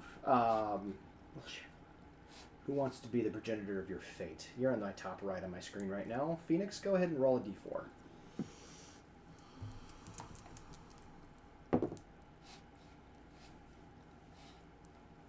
Three. Okay. With my new dice, so it better not be anything bad. If it is, it's your fault because you got them for me. I mean, no matter what you rolled, it would have been all bad. Kind of in your midst, this shade of the demons that Kobar was fighting seems to kind of manifest in and around you. There's one seemingly next to each of you, and that nimbus of sporous faces flying around manifests with it. I need everybody to make a wisdom saving throw versus fear. If you're within 10 feet of me, you have a +3 to your saving throws. And can't be frightened. So, fuck you, demons. So none of that works. Well, if you're within 10 feet Let of me- Kira, you are unaffected. I think, honestly, only whoever this is, that might be Adira. I think Adira is the only one within 10 feet of me. Okay. Sounds great. Is this you? That's me, yep. So Adira I am with, and Leoben are both within 10. Okay. but Katie's not. Looks like. Katie and Malin will need to make the save still. Yeah. I rolled an 18. Okay. You are not afraid. Yay! Katie got a 21. You are also not afraid. That was We've the layer seen action. this movie. And you see, as they kind of manifest in that sporous nimbus appears around it, and then they kind of fade from view. Oh, I want to sass at Justinian so bad. Who's next? Justinian, and then Adira. Justinian, from his far vantage point, feels fairly confident in what's going on, so he casts a spell.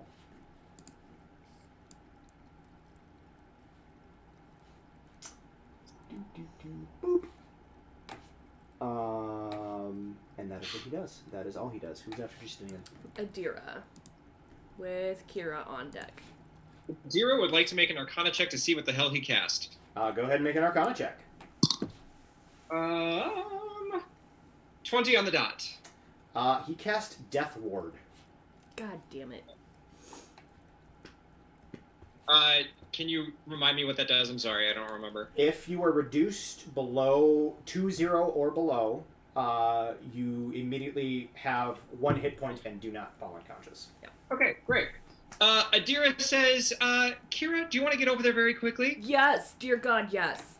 Great. Adira moves over right next to Kira. Okay.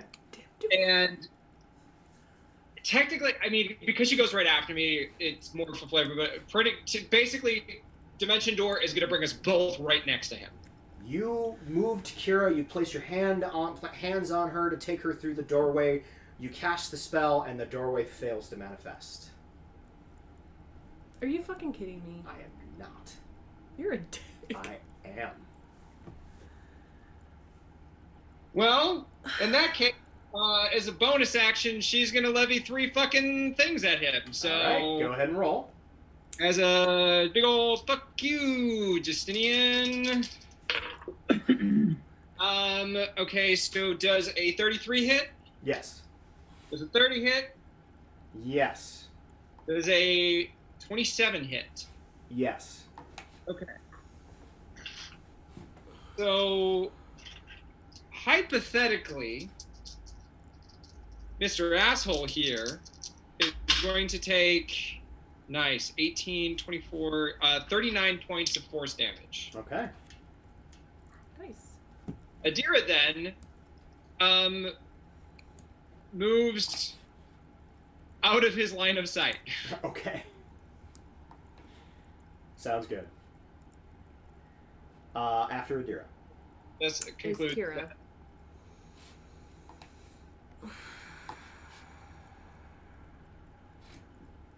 I do not appreciate the fact that that didn't work.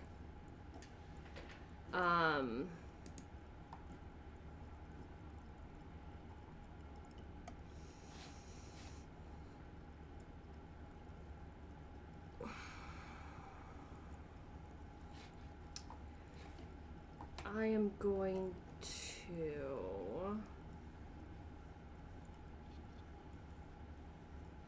I wonder if it's all teleportation magic.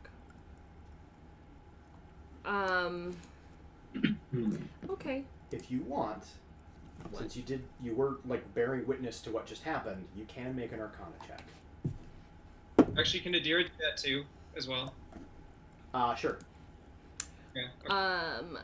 That is a whopping 12. Adira got a 21. Kira, wow, that was fucking weird. Mm-hmm. Adira, you know of a fairly high, very powerful spell called Forbiddance, which prohibits any and all dimensional travel within a fairly ridiculous radius.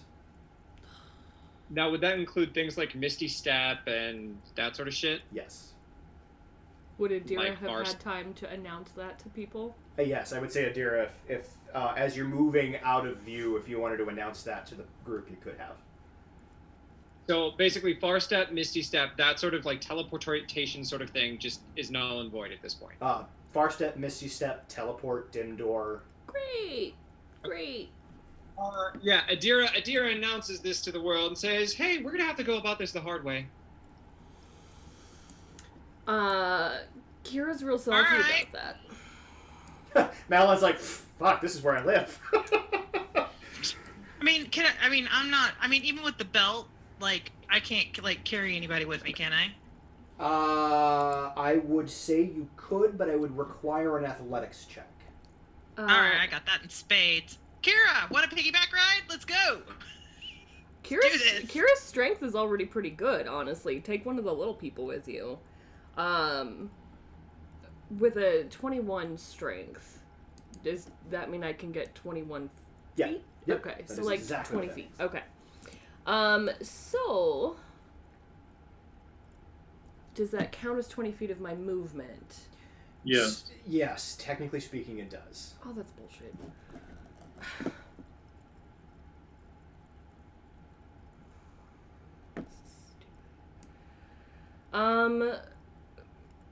I guess I will move. Oh, that's bad. I want to go to this rock with a combination of movement and jumping. Because that seems safe. Okay, can you ping the rock one more time, please? Okay. And yeah, that's for you. That'll be an easy jump. So I'm not going to make you roll. Cool. That is my move and my action.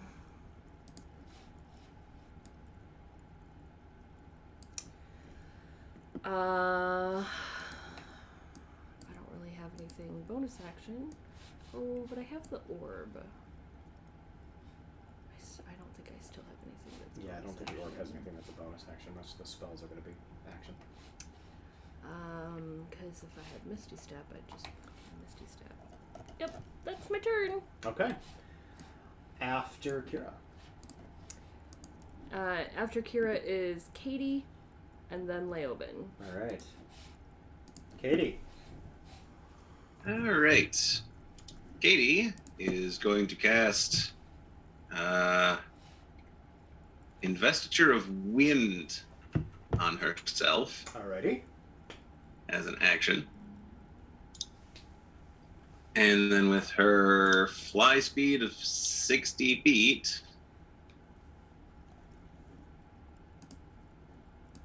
is going to go over there and hang out with Kira. Okay. Sounds good. Is there anything else, or are you good? Nope, I'm good. All right, Leoben. Leoben.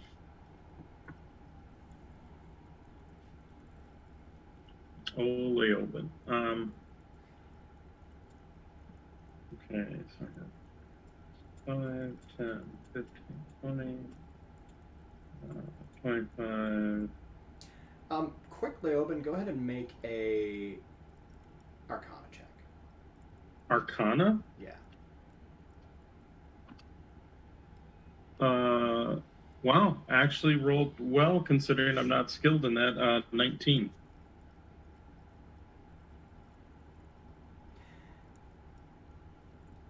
You heard what Adira said about dimension travel. Right. And because of the nature of who and what you are not 100% sure that applies to you. The shadow step thing still says it's effectively a teleport. I am aware. Okay. Fair enough. Again, you're not 100% sure, but you're not. There's some part of you, like, whatever part of you is kind of connected to that shadow realm or what have you. Like, you, for whatever reason, you feel like that doesn't apply. Okay. So then I'm going to go. So that was at 35, 40, 45. How lit is the area that I'm in right now? I suppose I have to look at the area that you're in right now.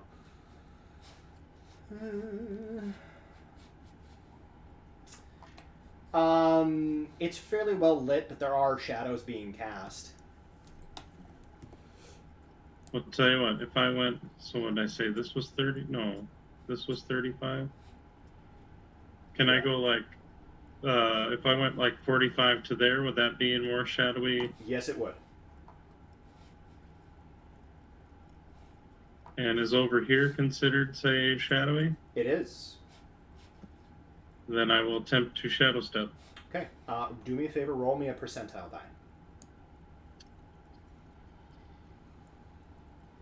This is where the shadows eat me. 47. Yeah, it goes off. Oh, okay. So you feel, as you step through the shadows, you feel resistance. Like, for you, it is super easy to step in a shadow and reappear out of another shadow, and it's just almost instinct for you. But as you step into a shadow, you feel some kind of dimensional barrier pushing back against you, but you are able to kind of push your way through and appear on the other side. Okay. So that was a move and a bonus, so I'm going to take my action. I'm going to hide. Okay. And I got a 31. Okay. Jesus. Leoben straight up just disappears. After Leoben. Top of the round with Malin. Malin!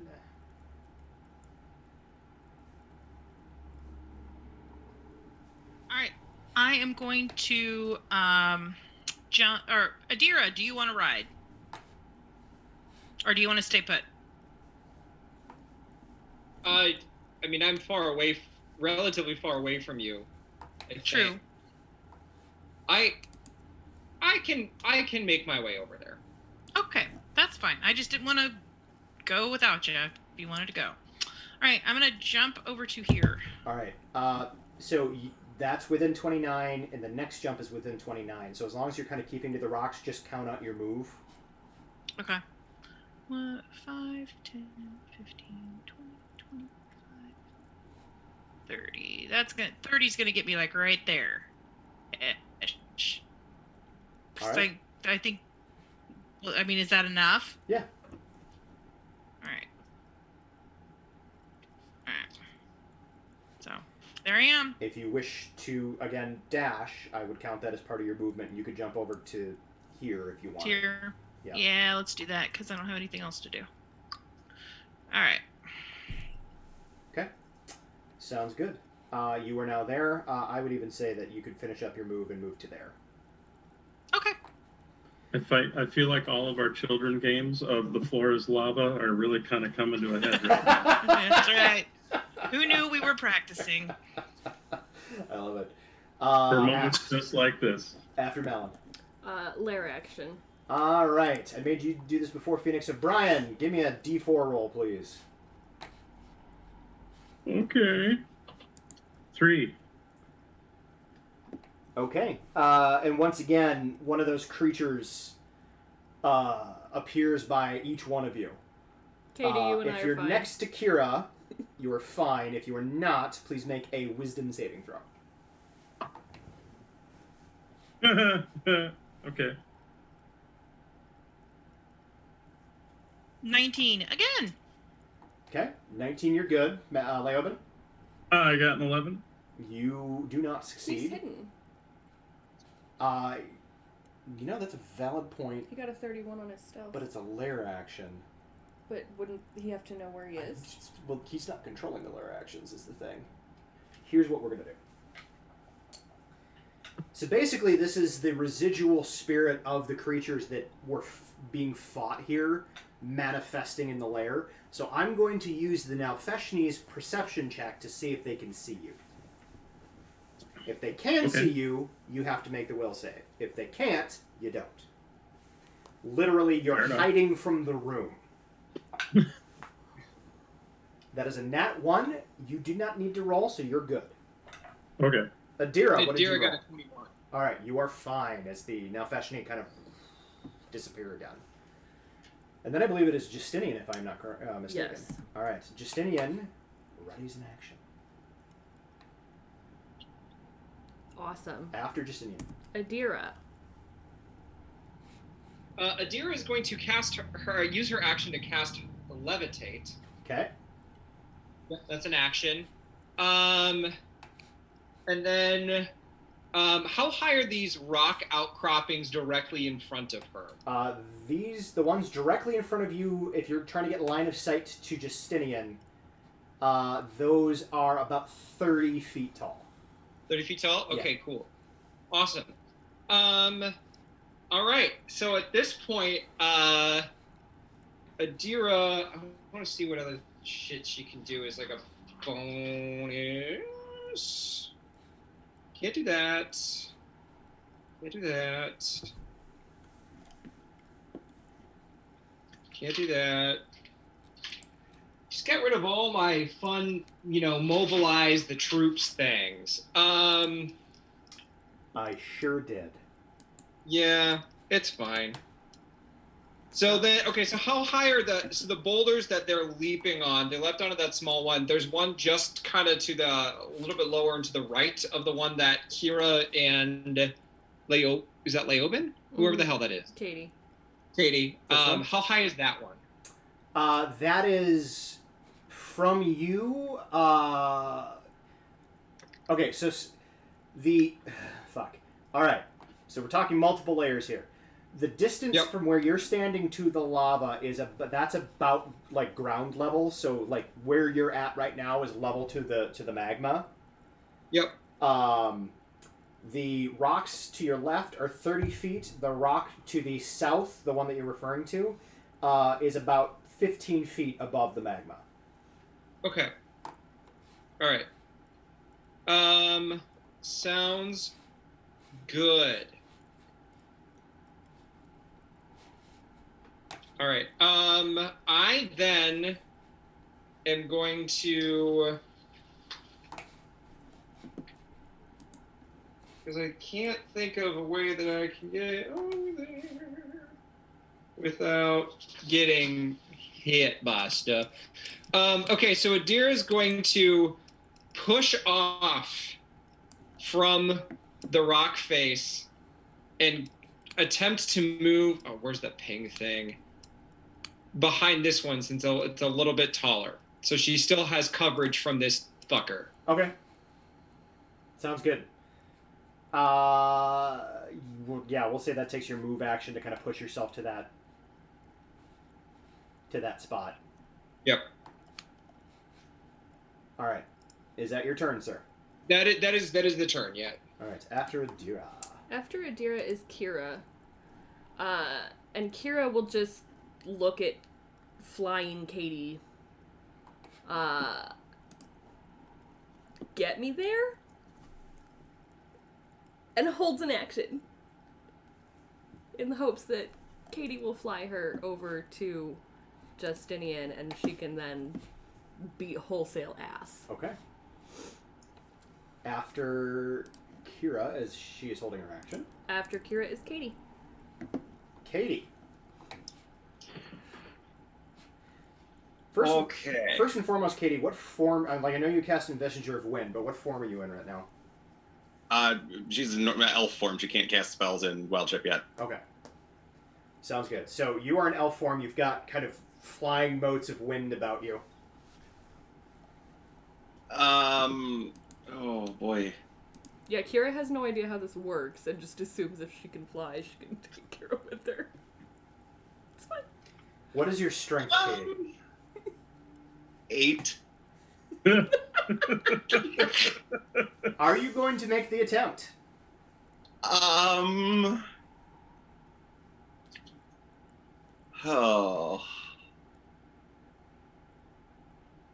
Would it be an action to grab Kira, or would it be part of a move action to grab Kira? It is an action to grab Kira. Even though Kira was, like, prepped and ready? Yes. What I'm going to give you, your basic... here's the thing. You didn't use the help action because that actually takes an action. You were holding your action. So what I will say is, while it does still take an action for Katie to try to pick you up, it is going to take a strength check to lift you because she has a strength of 8. However, because you were prepped and ready, I would give her a advantage strength check. Up to you, Katie, if you would want to do that or not. If not, Kira will make her way over. Oh.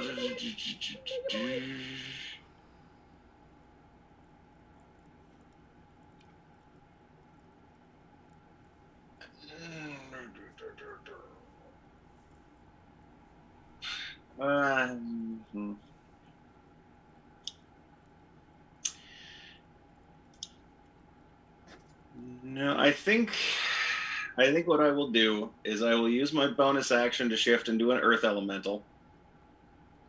Okay. You're large in earth elemental form, yeah?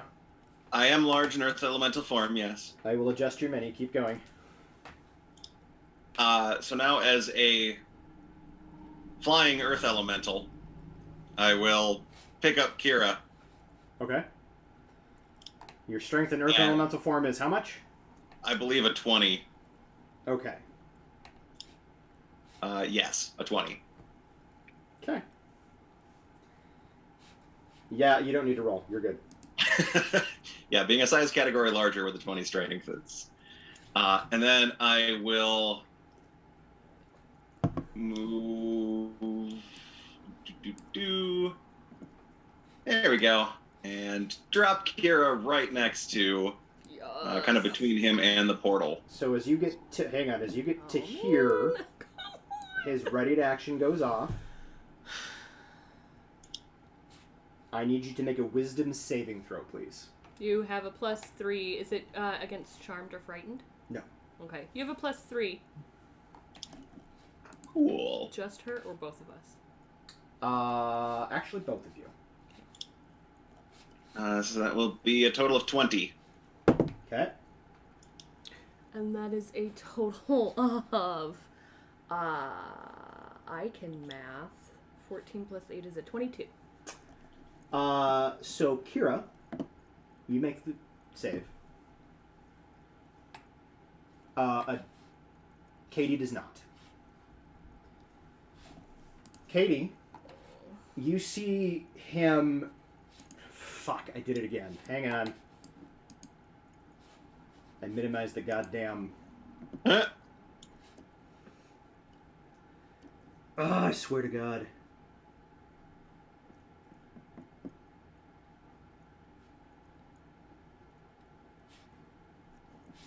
Apologies. There we go.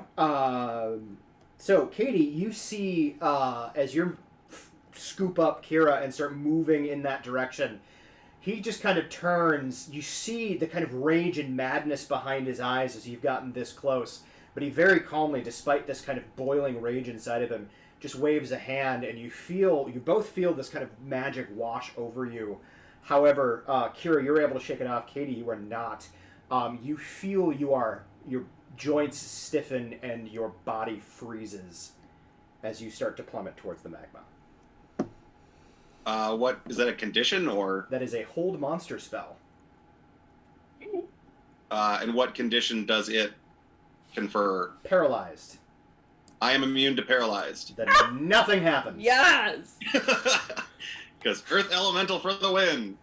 Thank God. All right, go ahead and finish your move. Thank you. All right.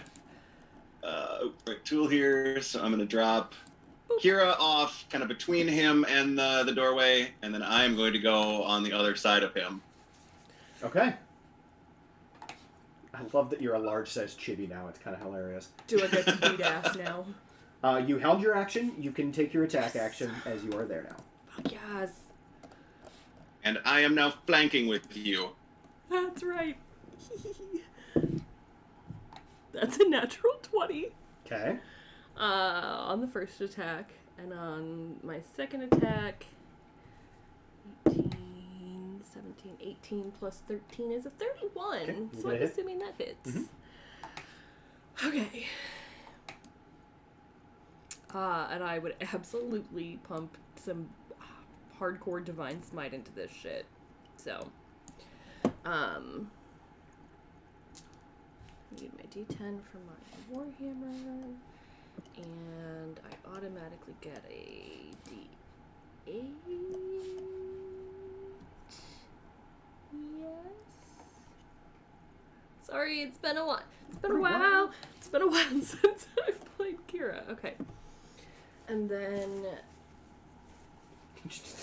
All of the damn D8s. yeah, I need more dice. It's fine. Hey, while they dig out their D8s, Brian, why don't you plug tomorrow's game? Yeah.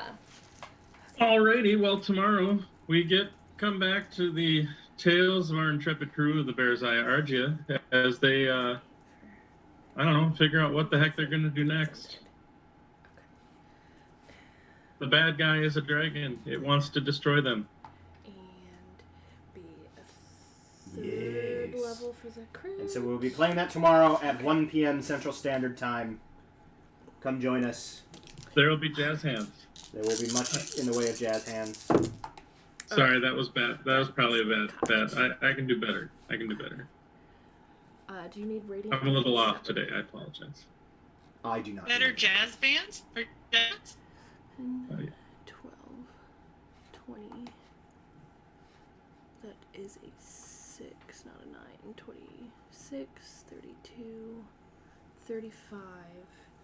Doubled is 70 plus. What's my modifier? Plus 8.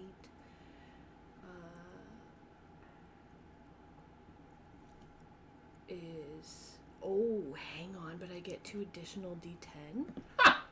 Because it's a Holy Avenger. Because it's a Holy Avenger. Yep.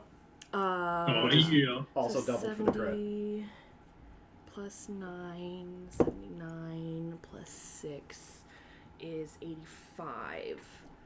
Doubled is 60, 170. 170 plus my 8. 178 on my first hit. Okay. Hell yeah. And then on my second hit, which was not a crit, just get a couple more d10s out here. Because that's a whole thing. So, God, I love paladins. Alright. This, I get that, and I would be... Woo! Let's just put 1 extra spell slot in. Alright. 5, 10, 25. 25 plus 8 is... Save. Oh, plus because it's a... is it an extra d8? I think. For... Hang on. Was it 25? Yeah, plus 1d8. 25, 31 plus 8 is 39 for the second hit. Okay. You see... He... 39, you said? Yes. That was a third level spell slot and a first level spell slot. So, you get dropped off, and then the wind, the investiture, earth elemental, swoops around him to land on the other side. You slam your Holy Avenger Warhammer into this thing twice, and the first one you see, like, you bring it straight down on the top of his head, and you see his skull Yes, I do. cave in into, like, his chest cavity, and then you bring it down a second time, driving it further into his chest, and you see him drop down to his knees. And you see him kind of pitch forward onto the ground. Does that end your turn?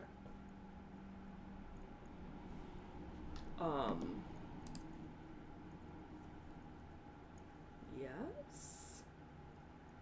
Okay. Yes. Adira, you're kind of peeking around the corner, and you see Kira slam her hammer into this thing and drop him as Death Ward goes off, pulls back up one hit point, then the second blow comes down, drops him to his knees, and he drops to the ground. For all intents and purposes, he appears dead. And then this voice fills the room as a legendary action. Oh, man. There's always a damn voice. And you hear Justinian's voice all around you. And you hear, Arkodaban, I call to you. Oh, shit. Restore me to my glory. I renounce Zaratsu and all his profane goodness. Oh, you motherfucker. And you Fuck. see his body rejuvenate. That's just cheating. If you would like, anybody who wishes to can make a religion check.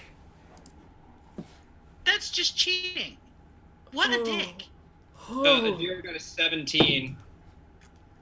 Fucking seriously? 25. Fucking seriously. Bastard. All of them. Maybe got a 21. I fucking hate this guy. Drink some water. by the way. This is why I'm not religious, people. Right here. This is why. This is why. Sabby says hydrate. I will hydrate in a moment. I gotta do things. Oh, You God. see as his body... I hate to say I told you so. No, you don't. But I'd I love to say told you so. You see I'm gonna him do the dance. fill up. Anybody who rolled a 20 or better on your religion check, you realize in this moment what he is. He is a Death Knight. Do I know what that means? A Death Knight is an avatar, not a full-on avatar, but kind of an emissary to a dark god. They, for all you know, cannot be killed so long as their god wishes them to live.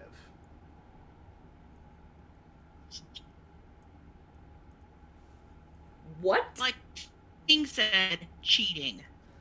Oh, it's 100% cheating. So, Cocksucker.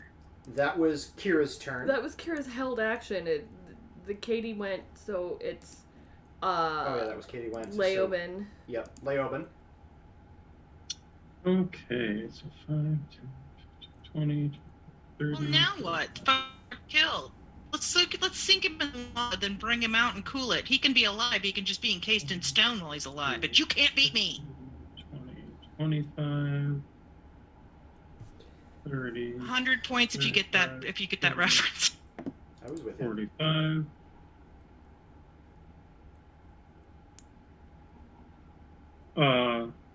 I guess, is there how high up is this from this, I guess? Sorry, I'm on the wrong page. How high up is that? That is about 10 feet off the ground. Oh, okay. So then, well, I ran, so I guess if I jump, I should be able to just kind of clear it then. Yeah. Okay. And then I will attack. Okay, he is engaged, so you do attack with advantage. That's good, because we really need... I really want to stab lights. I do have dual wield, so I'll draw the Daisho of Kazuma. Okay.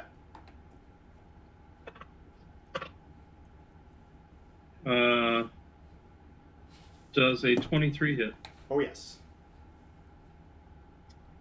So that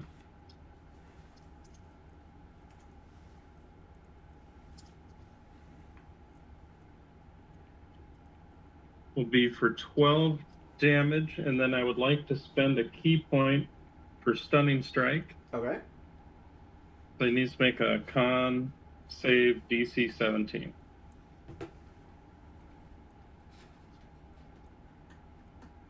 Just had to check something. Okay.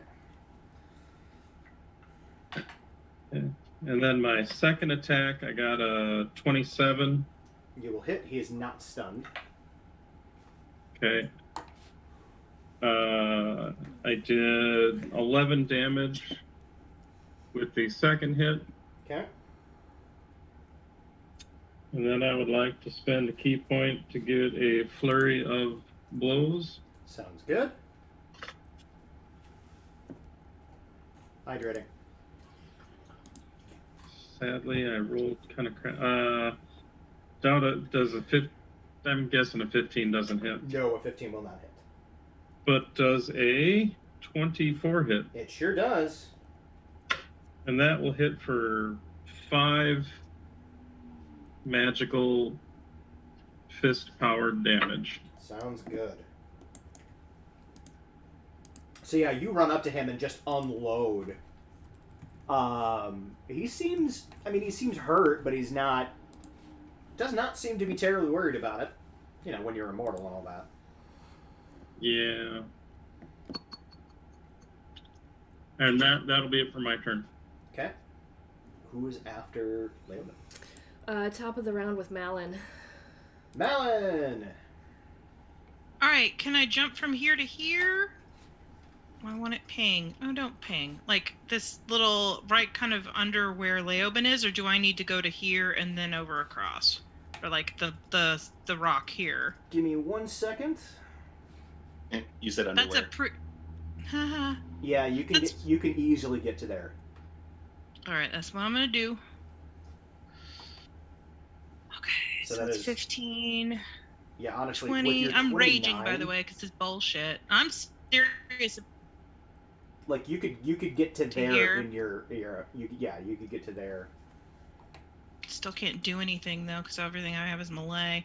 I am dead serious. Sink him in lava, and then fucking make him stone. He can be alive. He just can't get out. We don't have to kill him to incapacitate him. I'm going to use a dash action to get up here, because, I mean, I won't be able to do anything, but at least I can, join the party. All right, you are right up in his grill now. Good. All right, does that end your turn? Yeah, I mean, I'm raging like a bitch, but, Fair enough. whatever. That is lair action. Mm-hmm. Malin, roll a d4, please. Meep.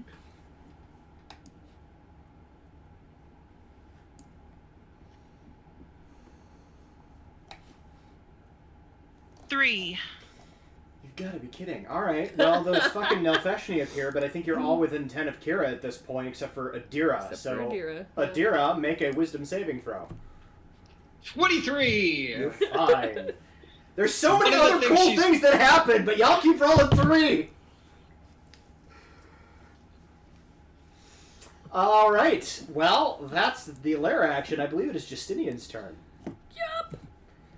Sure is. He kind of turns and he looks at Kira, Bring it. and with this he grins, and it's that kind of rictus undead grin, Mm-hmm. and I he just says, stare him down. "You've shown me the power of your god, but I promise you mine is greater." And he I doubt that. explodes. Oh, fuck. I need everybody to make everybody except for Adira to make a dexterity saving throw. You have a +3. There's a reason why I'm back here. Uh-huh. Uh-huh. So he basically did an equivalent of my dick is bigger than yours. Is He- that what he did? That is He did. 100% what he did. He is absolutely the incel that would do that. Is too. this isn't damage from a spell, is it? No, it is not in this Okay. case. Is it a magical effect? It is a magical effect, Cool. so you have resistance. I have advantage, Advantage. actually. Wait, what kind of... Is it fire damage? Some of it is. Okay. Well, Katie got a 9. Okay, that is a fail. Leoben got a 23. 21 for Kira. All right. 15. I have to remind myself what the DC is.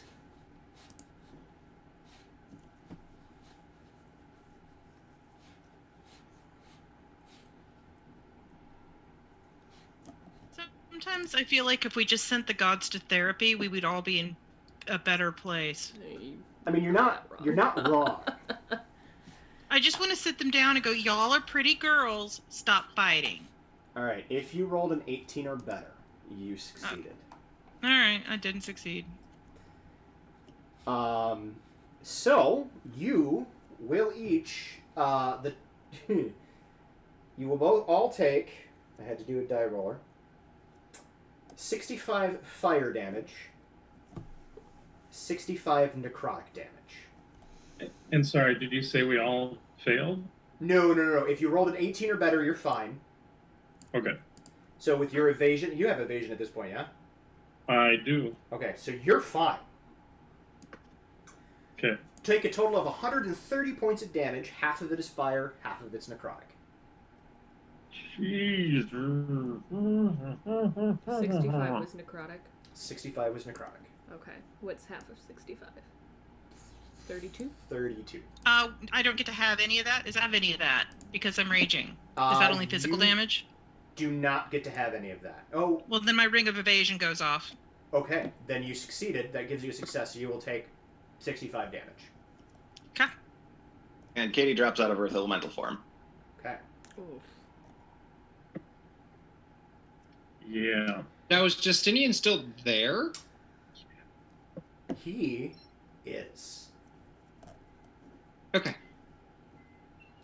That is his turn, however. Who is next? Adira is next with Kira on deck. So I'm very proud of this maneuver.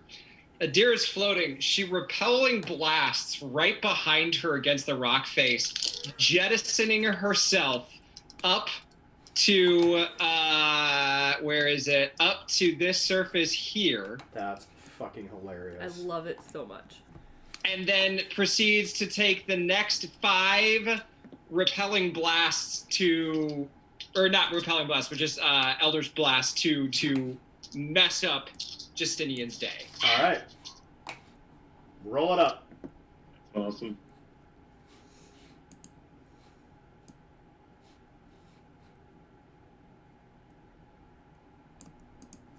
His AC right this second is a 24. Fuck. They're all gonna hit then. Okay. Just give me all the damage because he doesn't have any resistance to force.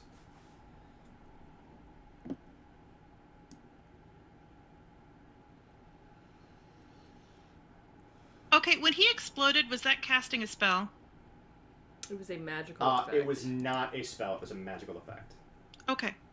64 points of force damage. All right.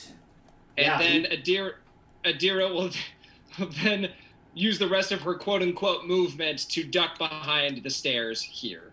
Okay. You see him taking all of these Eldritch Blasts. Oh, one more thing. Yes. I just realized I have something lovely. I have a reaction called retaliation, and when I take damage from a creature that is within 5 feet of me, I can use my reaction to make an attack. So, fucker hit me, I can hit him back. Do it. Like right now. Roll it up. High level barbarians, man. High level anything, like at this point. What? I said high level barbarians, man. Go ahead and roll roll to hit him. He's engaged, so you have advantage at this point. You're flanking. Excellent. Good, because I rolled a 3 on my first one.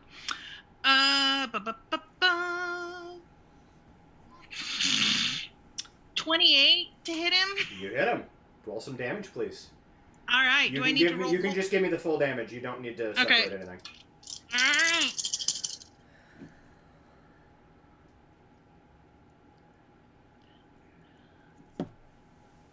20 points of damage. He exploded and I hit him on the nose with a newspaper, like, bad dog!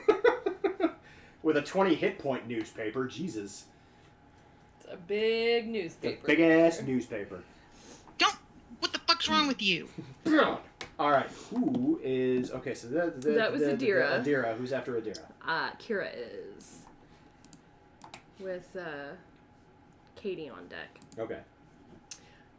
So Kira just glares at him. I think you lost in the dick measuring contest. And, couple of questions. Hit me. Question 1. Yes. If I know what a Death Knight is, do I know what it takes to actually, for them to eventually die? You did not roll high enough for that information. Okay. Can I, praise a bonus action? You can pray as a bonus action. If you wanted to do something spell-like, it would take whatever action the spell takes.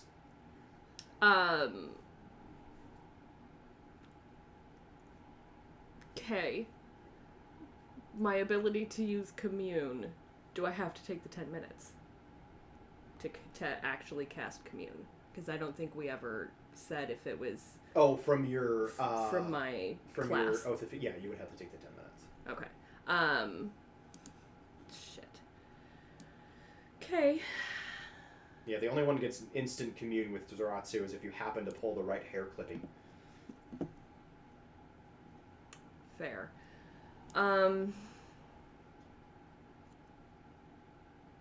Okay.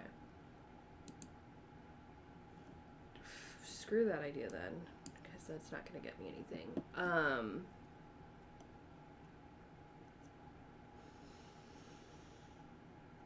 Okay, I'm going to attack him.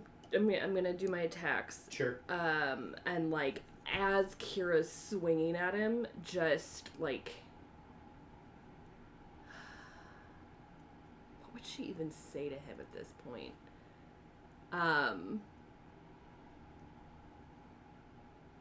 Fuck you, you heretic asshole. I mean, But nicer than that? she's not Malin. It would be a little bit more than that. Along the lines of, just give us the censor, blasphemer, you're not worthy of it, and just... Okay. Does he have it on him? Like, fuck. Fuck Make this guy. Make an investigation check. We are in combat, so there would be no difference. Yeah. 14 plus 1, 15. You see it on his belt. I do see it? You do see it on his belt. Hey, Leoben! Pickpocket him while he's busy!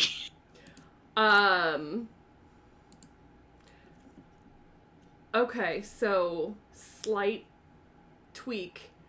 Give us the sensor on your belt! Blasphemer, you're not worthy of it. Subtext. Steal it, Leoben! Steal it! And then attacks him twice. Alright, go Alright. You And are still flanking. You do have, yes, you do still have advantage. Thank God. Nat 20. 20? Okay. Hey, Good thing advantage greatly increases those odds. The I'm not first roll was a surprised. 3, Okay. so yeah. 18, 11. Okay, so a natural 20, and then the second one is a 31. Okay. You're gonna hit. We're divine smiting, because You can. I can. Might as well on a crit. Yeah.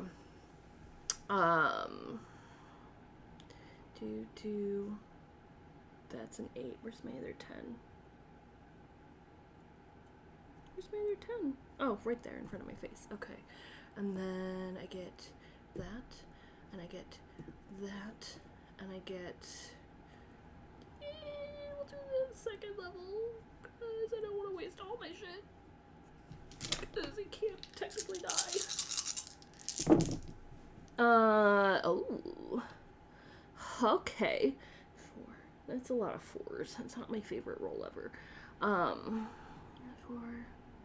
2, 3, 4. 4 times 4 is 16. 23, 33. Doubled is 66 plus 8 is 74? You see him drop again. Does he come back up? Do you end your turn? I mean, I have a time that I hit him. Do you hit him a second time? Yeah, I hit him a second time. He's a fucking asshole. You hit him a second time. You Um. don't have to roll. You hit him a second time. Okay, I hit him a second time. Okay. Stay down, bastard. That's Kira's turn. Katie. All right. Before Katie goes, I need. I lied. I've been doing this wrong because I didn't move people. It's actually Leoben before Katie. My bad. Oh, well, Leoben, before you go. Since it is your turn, Leoben, do me a favor. Roll me a percentile die, please. A percentile? Yes, please. 74. Oh no. No, this is good for you. Okay. You see Justinian as he drops under Kira's blows, and that, like, he drops after the first one as radiant light explodes over his body, and then she smacks at his corpse again, because he's clearly dead. Just stay the fuck down! And then, in a moment, as Leoben is kind of, like, debating his next move, like, do I steal the sensor? What do I do? You see his body kind of melt into the ground, leaving only the sensor on the ground. Yay! We are out of combat. Bye. Good riddance to bad rubbish. I mean, we'll see him again. Adira repelling blasts her way over. She's kind of like swimming through the air. Yeah, Kira still has her, like, hammer at the ready in case this motherfucker pops back up somehow. That's fair. You see the sensor is laying on the ground. It has this kind of dull...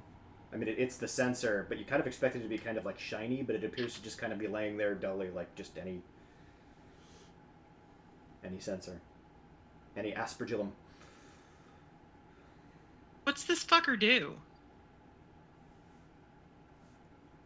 We should probably take... Adira should probably look at it before we touch it. So you head over. I guess Adira casts Identify. Takes a minute. Okay. You cast Identify. Hindsight being 2020, being that we've met Mordecai and Wolf, should we really have been that surprised that Justinian was an asshat?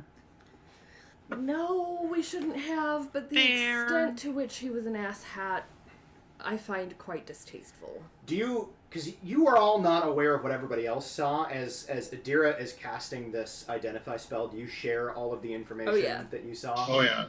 Yep, So he was a racist asshat. you put it together that the elven occupation of Solanel was 100% retaliatory for the multiple crusades that Justinian sent into Theravel and the genocide that he enacted on the elven people within Solanel at the time.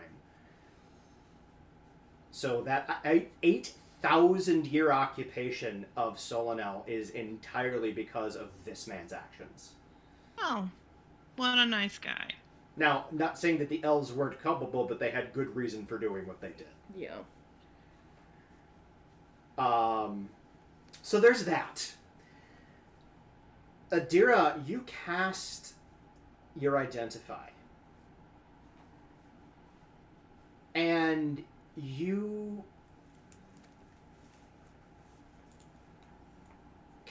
end the spell, and normally the information of what this thing is, what it does, floods your mind, and all you get is a faint residual. It once had very powerful magic, but does no longer. Well, He broke it. it's broken. And then Adira explains Come further on. that. What a dick. He broke it. Katie kind of picks it up and kind of like gingerly holds it out, like holding her hand above it and just kind of dangling it down, kind of taps it Well, on I the mean- side with her other hand a couple of times, like. It just kind of tink, tink, tink. It just kind of...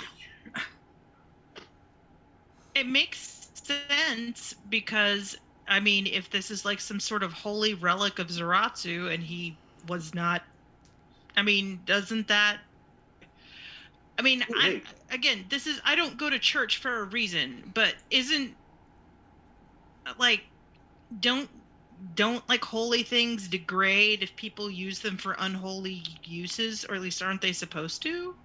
Could Zaratsu fix it, maybe? Looks at Kira pointedly. You take him to the mechanic. Make a religion check. I'll give you advantage. Your cursed relic needs a spiritual tune-up. Is that? Do you go to Thumbtack for that? What do you do? Hey, we're calling to inform you about your cursed relic's extended warranty.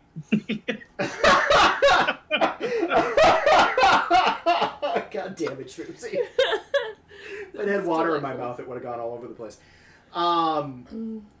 Yeah, you don't know this for sure. Like, but you do remember. You don't necessarily know in this particular instance, but like you do remember reading about during your studies, holy people, men and women who wielded holy relics, if they were converted or corrupted or turned evil, over time could subvert the holy relic that they had, and either it would completely lose power or it would swing wildly in the opposite direction. So really, in your mind, as you're thinking about this, like, we're just lucky it just didn't swing wildly in the other direction. Yeah, but what about the question of if Zaratsu can fix it? That, you'd have to ask Zaratsu. Cool. Well, let's take it with us just in cases. Yeah, let's get out of here. Yeah, I don't want to be in here. How the fuck do we get out of here? Oh, I've got that covered. Giant Adira glowing takes out portal behind you. Oh, Yeah, but that goes to the end of the world, doesn't it? Oh. End of the world. Right. And then from there we can go to the tower.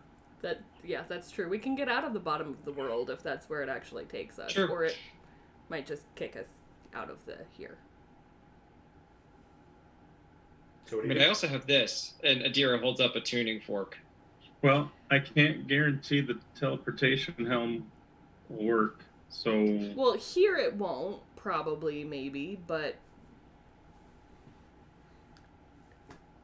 I think we should probably just walk through the big glowing portal thing.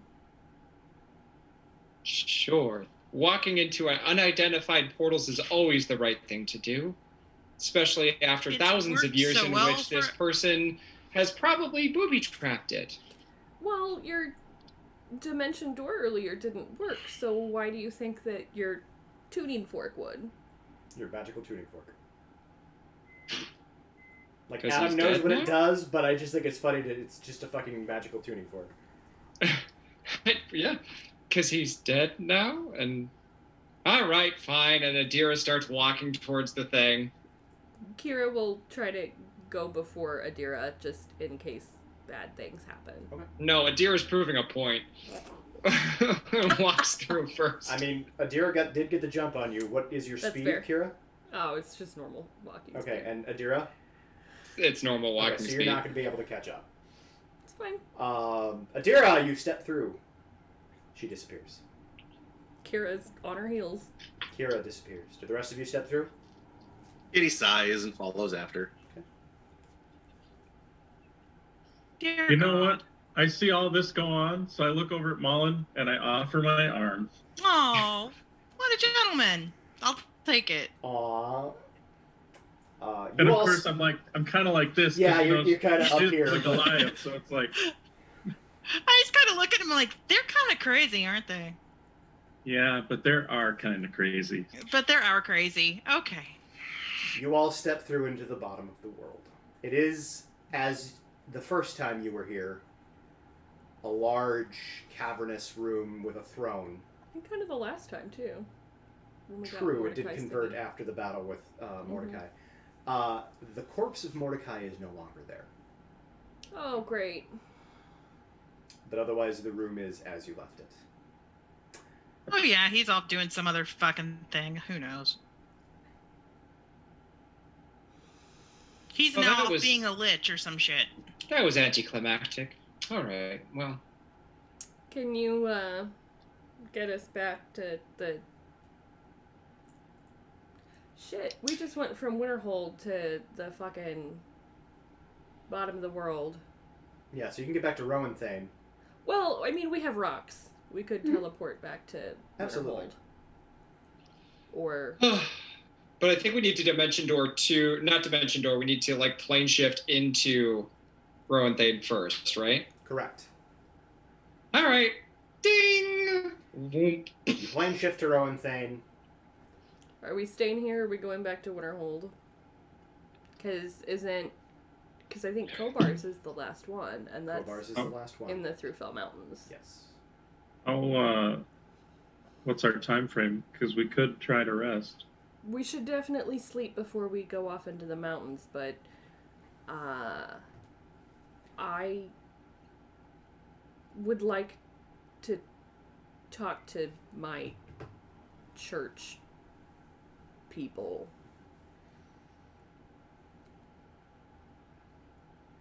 That Okay. may be a conversation for a later time. I don't know. I mean, granted, I'm really not one to say anything, but we learned a lot of stuff and a lot of emotional stuff. Maybe we need to take a little time to process. Maybe. I don't know. Adira, Yes. as you appear in Rowan Thane Tower and they're having this conversation, you hear Tam's voice in your head. Oh no. What does Tam say? Thank you, or welcome. You have returned. Yes, hello, Tam. It appears that you are all alive and well. Well, yes. Excellent. Will you be staying long? At least for a rest. Excellent. It is my duty to inform you that the sun appears to be blotted out of the sky. It's new? When did that happen?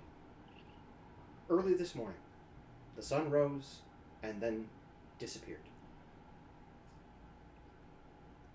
Is it like an eclipse, or is... No eclipse I have It just ever gone. borne witness to has lasted 6 hours. But looks like an eclipse, though it's lasted 6 hours. Indeed. Oh, fun. Adira turns to everyone and says, hello, maybe we should wait on that, because apparently the sun has been blotted out of the sky, according to Tam. So we might want to see what that's about.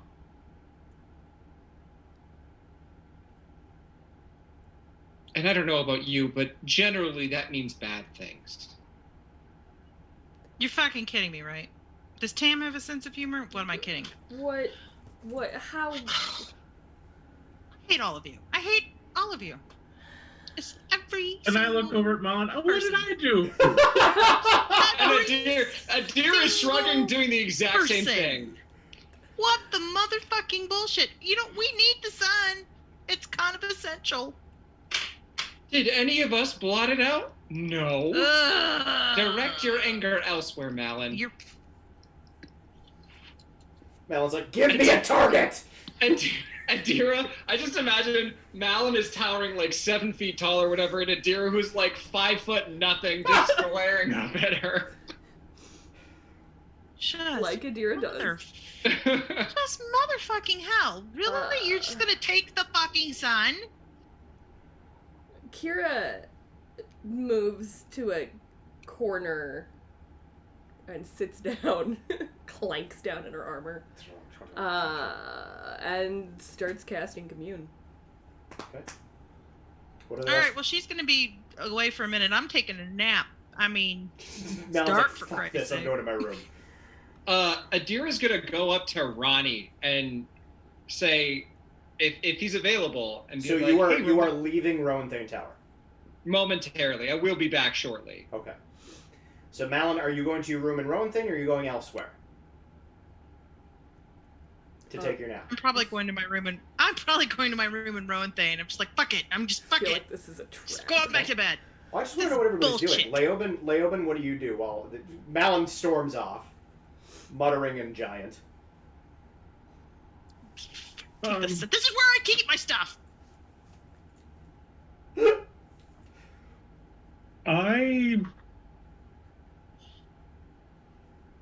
Adira excuses herself and disappears. You're pretty sure she left Rowan Thane.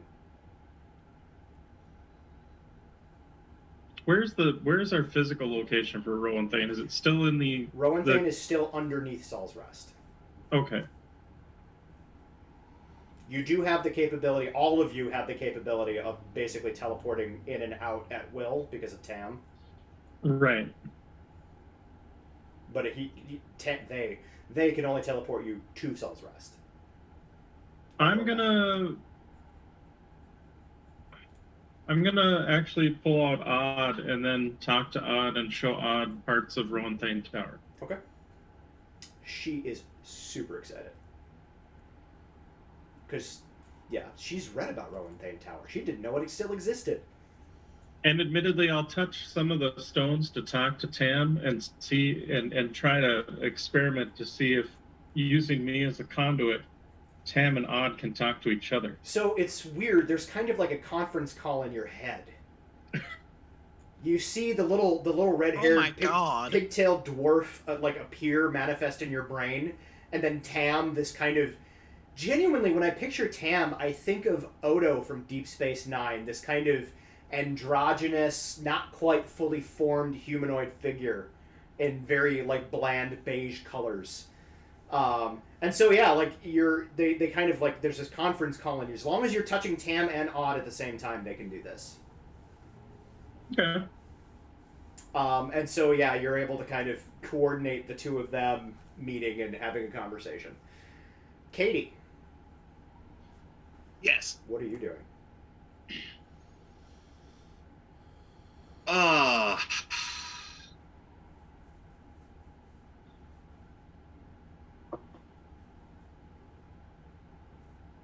guess Katie has no real strong feelings one way or the other. She is just kind of a little bit still gobsmacked that one fucking explosion took her out of Earth Elemental form, which has a buttload of hit points. So she's just kind of following the group. Well, the group is kind of separating, so... Do you stick with your brother? Do you go take a nap? Do you go with Adira? Actually, it'd be really great if Katie came with Adira, because Adira's going to be making a roundabout town, which you probably would have told people. See, my thought is I'm going to take a short rest so I can do a hit point, so I can get some hit points back, because I imagine we're going to be going into some other messed up combat at some point. So that was my Okay, so you're gonna take a short rest. Yes, because I want to get all. Yeah, I want my stuff back so that I can get some healing done, and because I imagine we're going to be in this shit in about who knows, soon, an hour maybe. Yeah. All right. Yeah, I'll go with Adira. Okay. Kira, I assume you were writing down questions. I am writing down notes actually, but we'll get to you in just a second. Okay. So Adira and Katie, you guys weep. Where in Saul's Rest do you direct Tam to place you, Adira? I was going to go to Ronnie's. Okay, so you appear outside the Do you blocks. remember what happened in the boys thing? I do. Okay, just making sure. Nope, I remember, and if they go to there, they will find that out. So you appear boop, in front of the blacksmith shop, and you see, by your kind of estimation, it should be like midday, and it is twilight, and you see there's people kind of out in the streets, just kind of that sort of shell-shocked thing of, people who don't necessarily understand what's going on, are afraid but don't really know what there is to do about it. And sure enough, you see Ronnie is kind of in his area. He's kind of directing, getting people to he seems to be getting people to do busy work. Like, you're able to kind of glean that. Like, he's directing people to do stuff, and they're doing it largely because you think that's all he can think of to get their minds off of what's happening. And he sees you and he kind of turns and he's like, oh, you're back. Okay. Hi. So you know that conversation that we had a while back about protecting everyone and that thing? Yes. Yeah, now's the time. He kind of looks up and he doesn't look directly at it. Like, you feel like he knows enough about not looking at eclipses to know not to look directly at it. So he kind of looks up at the sky and he's like, I don't know how to protect against. Well, I'm going to let you in on some insider information. And she leans in close, so it's only him hearing. Oh. Did we lose somebody? No. Oh, It was me. Yes. My internet puked and now I'm back. Okay. He kind of he rather than just, he's like, well, let's come inside. And so he pulls you into the blacksmith shop where there is no other person.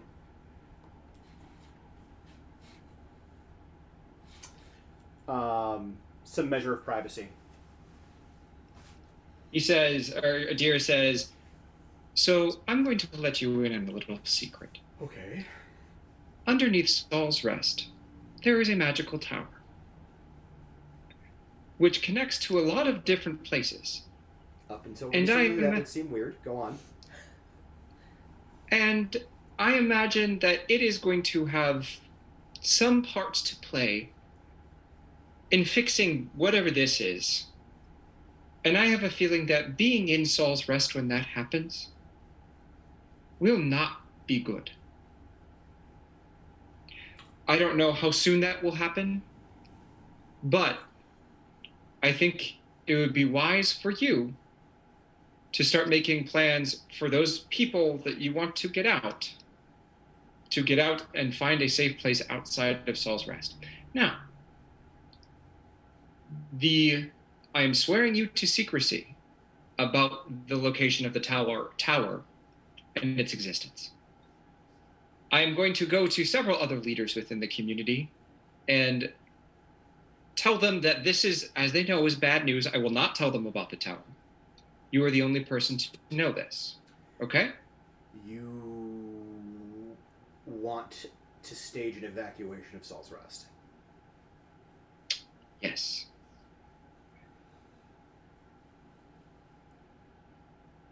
You see him just, like, processing that internally, like, it just, you can kind of see it behind his eyes, just calculating, and you see, like, the actual, like, notion of doing it has already kind of, like, he's past that. He's now, like, you can see him doing the kind of mental math to start actually making that happen.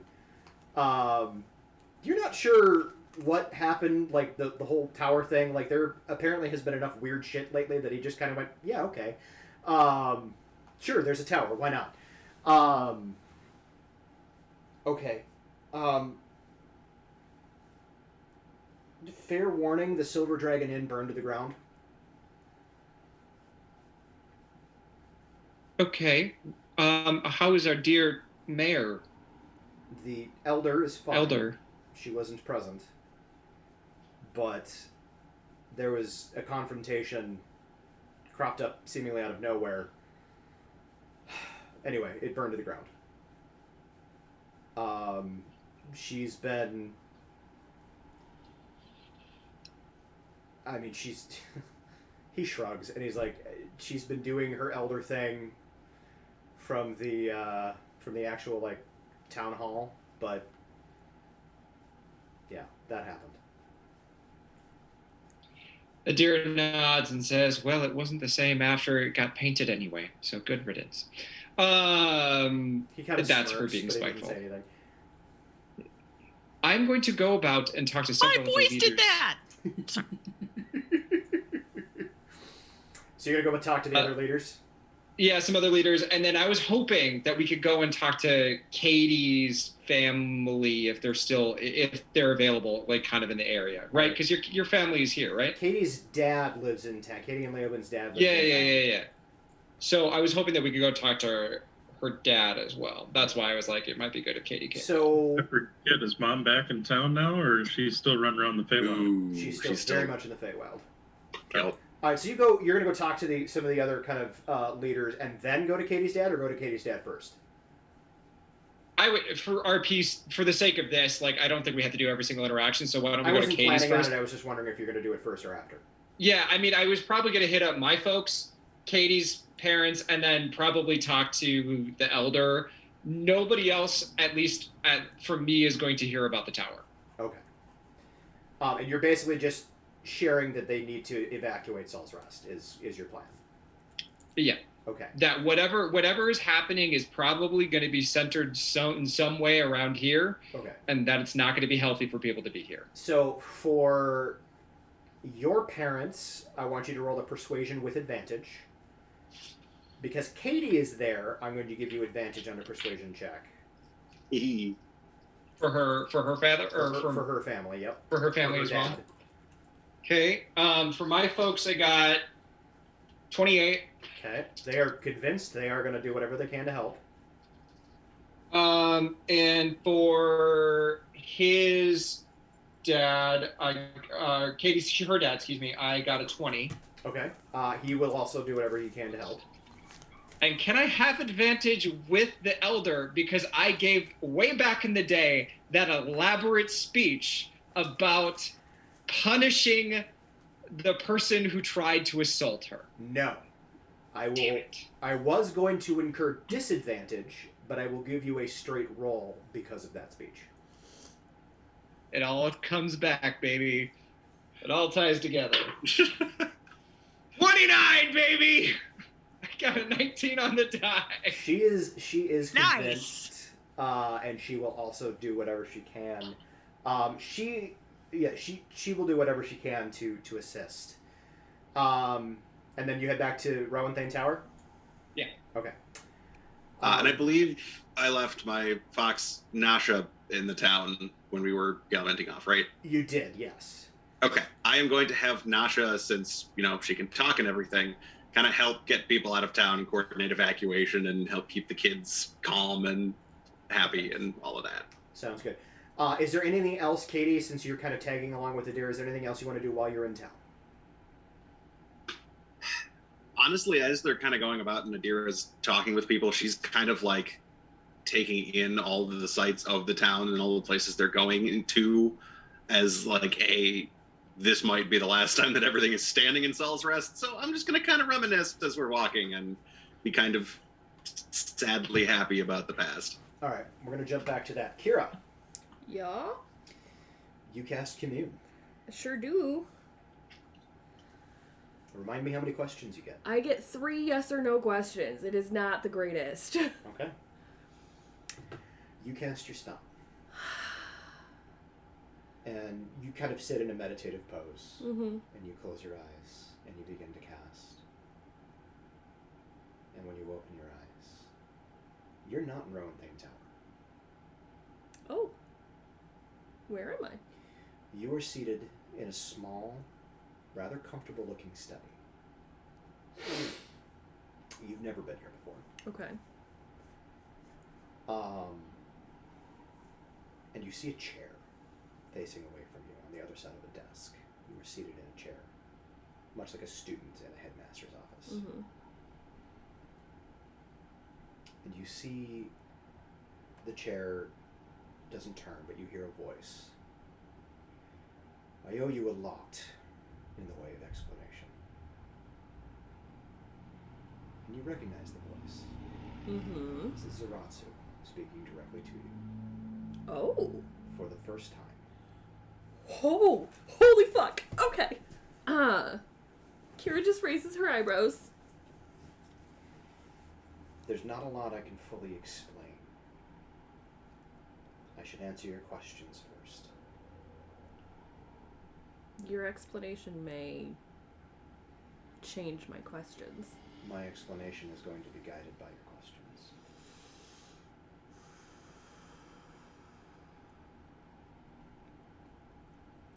I am assuming you are aware of what has happened, hence this conversation happening. Yes. Does this mean a Kodoban is risen already? No. Or that it's imminent? His power is reaching its pinnacle. Time is short. Justinian's censor. Can it be fixed, repowered? Unfortunately, no. However, there is an artifact in your possession that could serve as a suitable replacement. Your armor, Kira.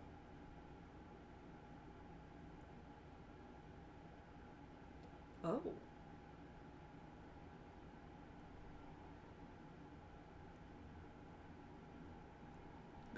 That's interesting.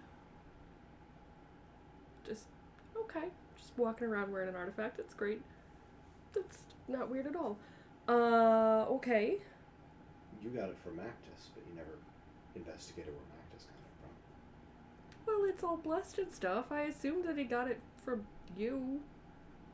Somehow. A long time ago and very indirectly. Okay. Oh, okay, time is short. Yay for my armor. Can we defeat a Kodoban with what we have now? You will need the final piece. Okay. Did you already know that the sensor was broken?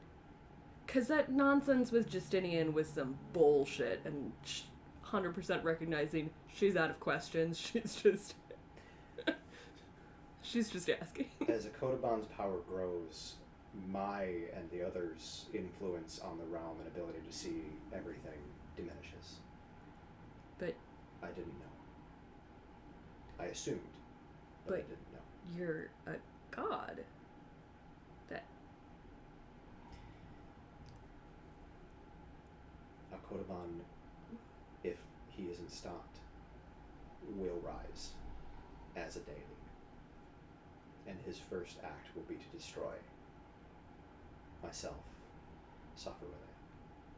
No, not Sakuruya. Lunatara. And Karuk. But you're also gods. That happens. Like, that's in character. Like, Yeah. It happens. And you see the chair turn. And you see Saul the Elder.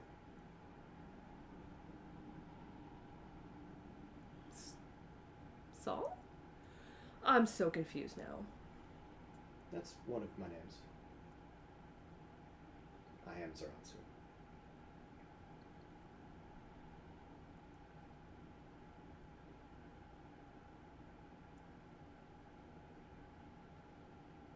Right, so we're going to cut over to Katie.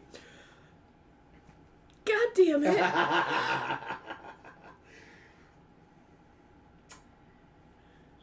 Katie, Which one? Wait, okay. You gotta go back because which one is it? The one, Saul the first one or the second one? The first one. The one that Okay. died. Okay, I'm with you. All right.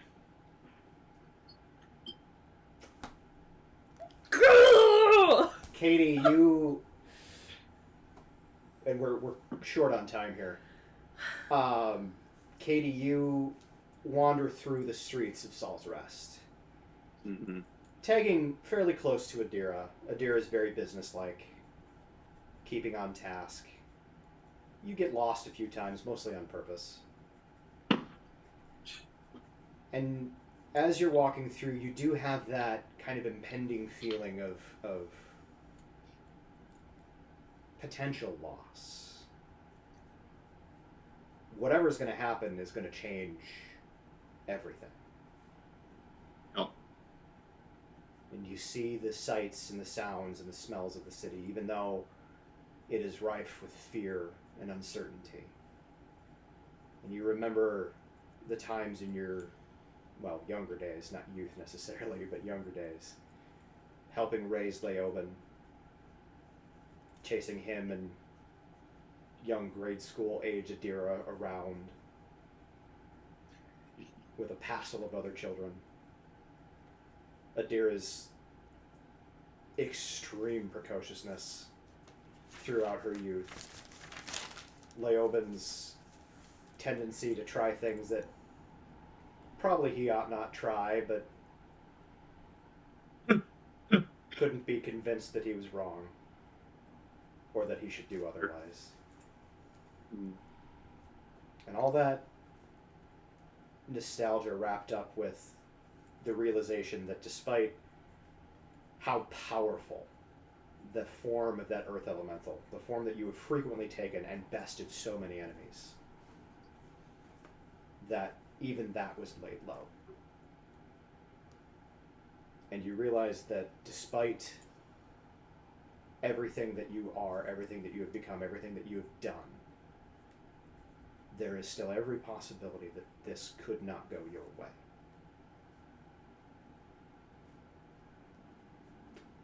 But you're not hopeless.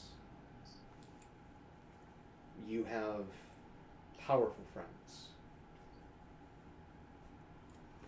You have a course. You know what to do next.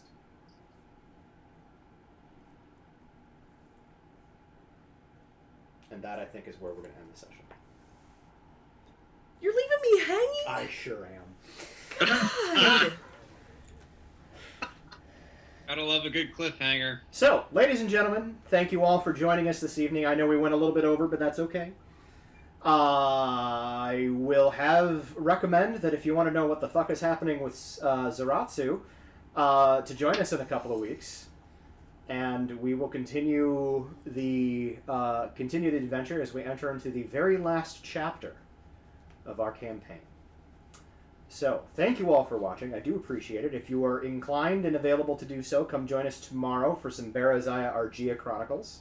That starts at 1 p.m. Central Standard Time. I think you are all lovely people for joining us, and I will see you soon. Bye all. Bye. Bye.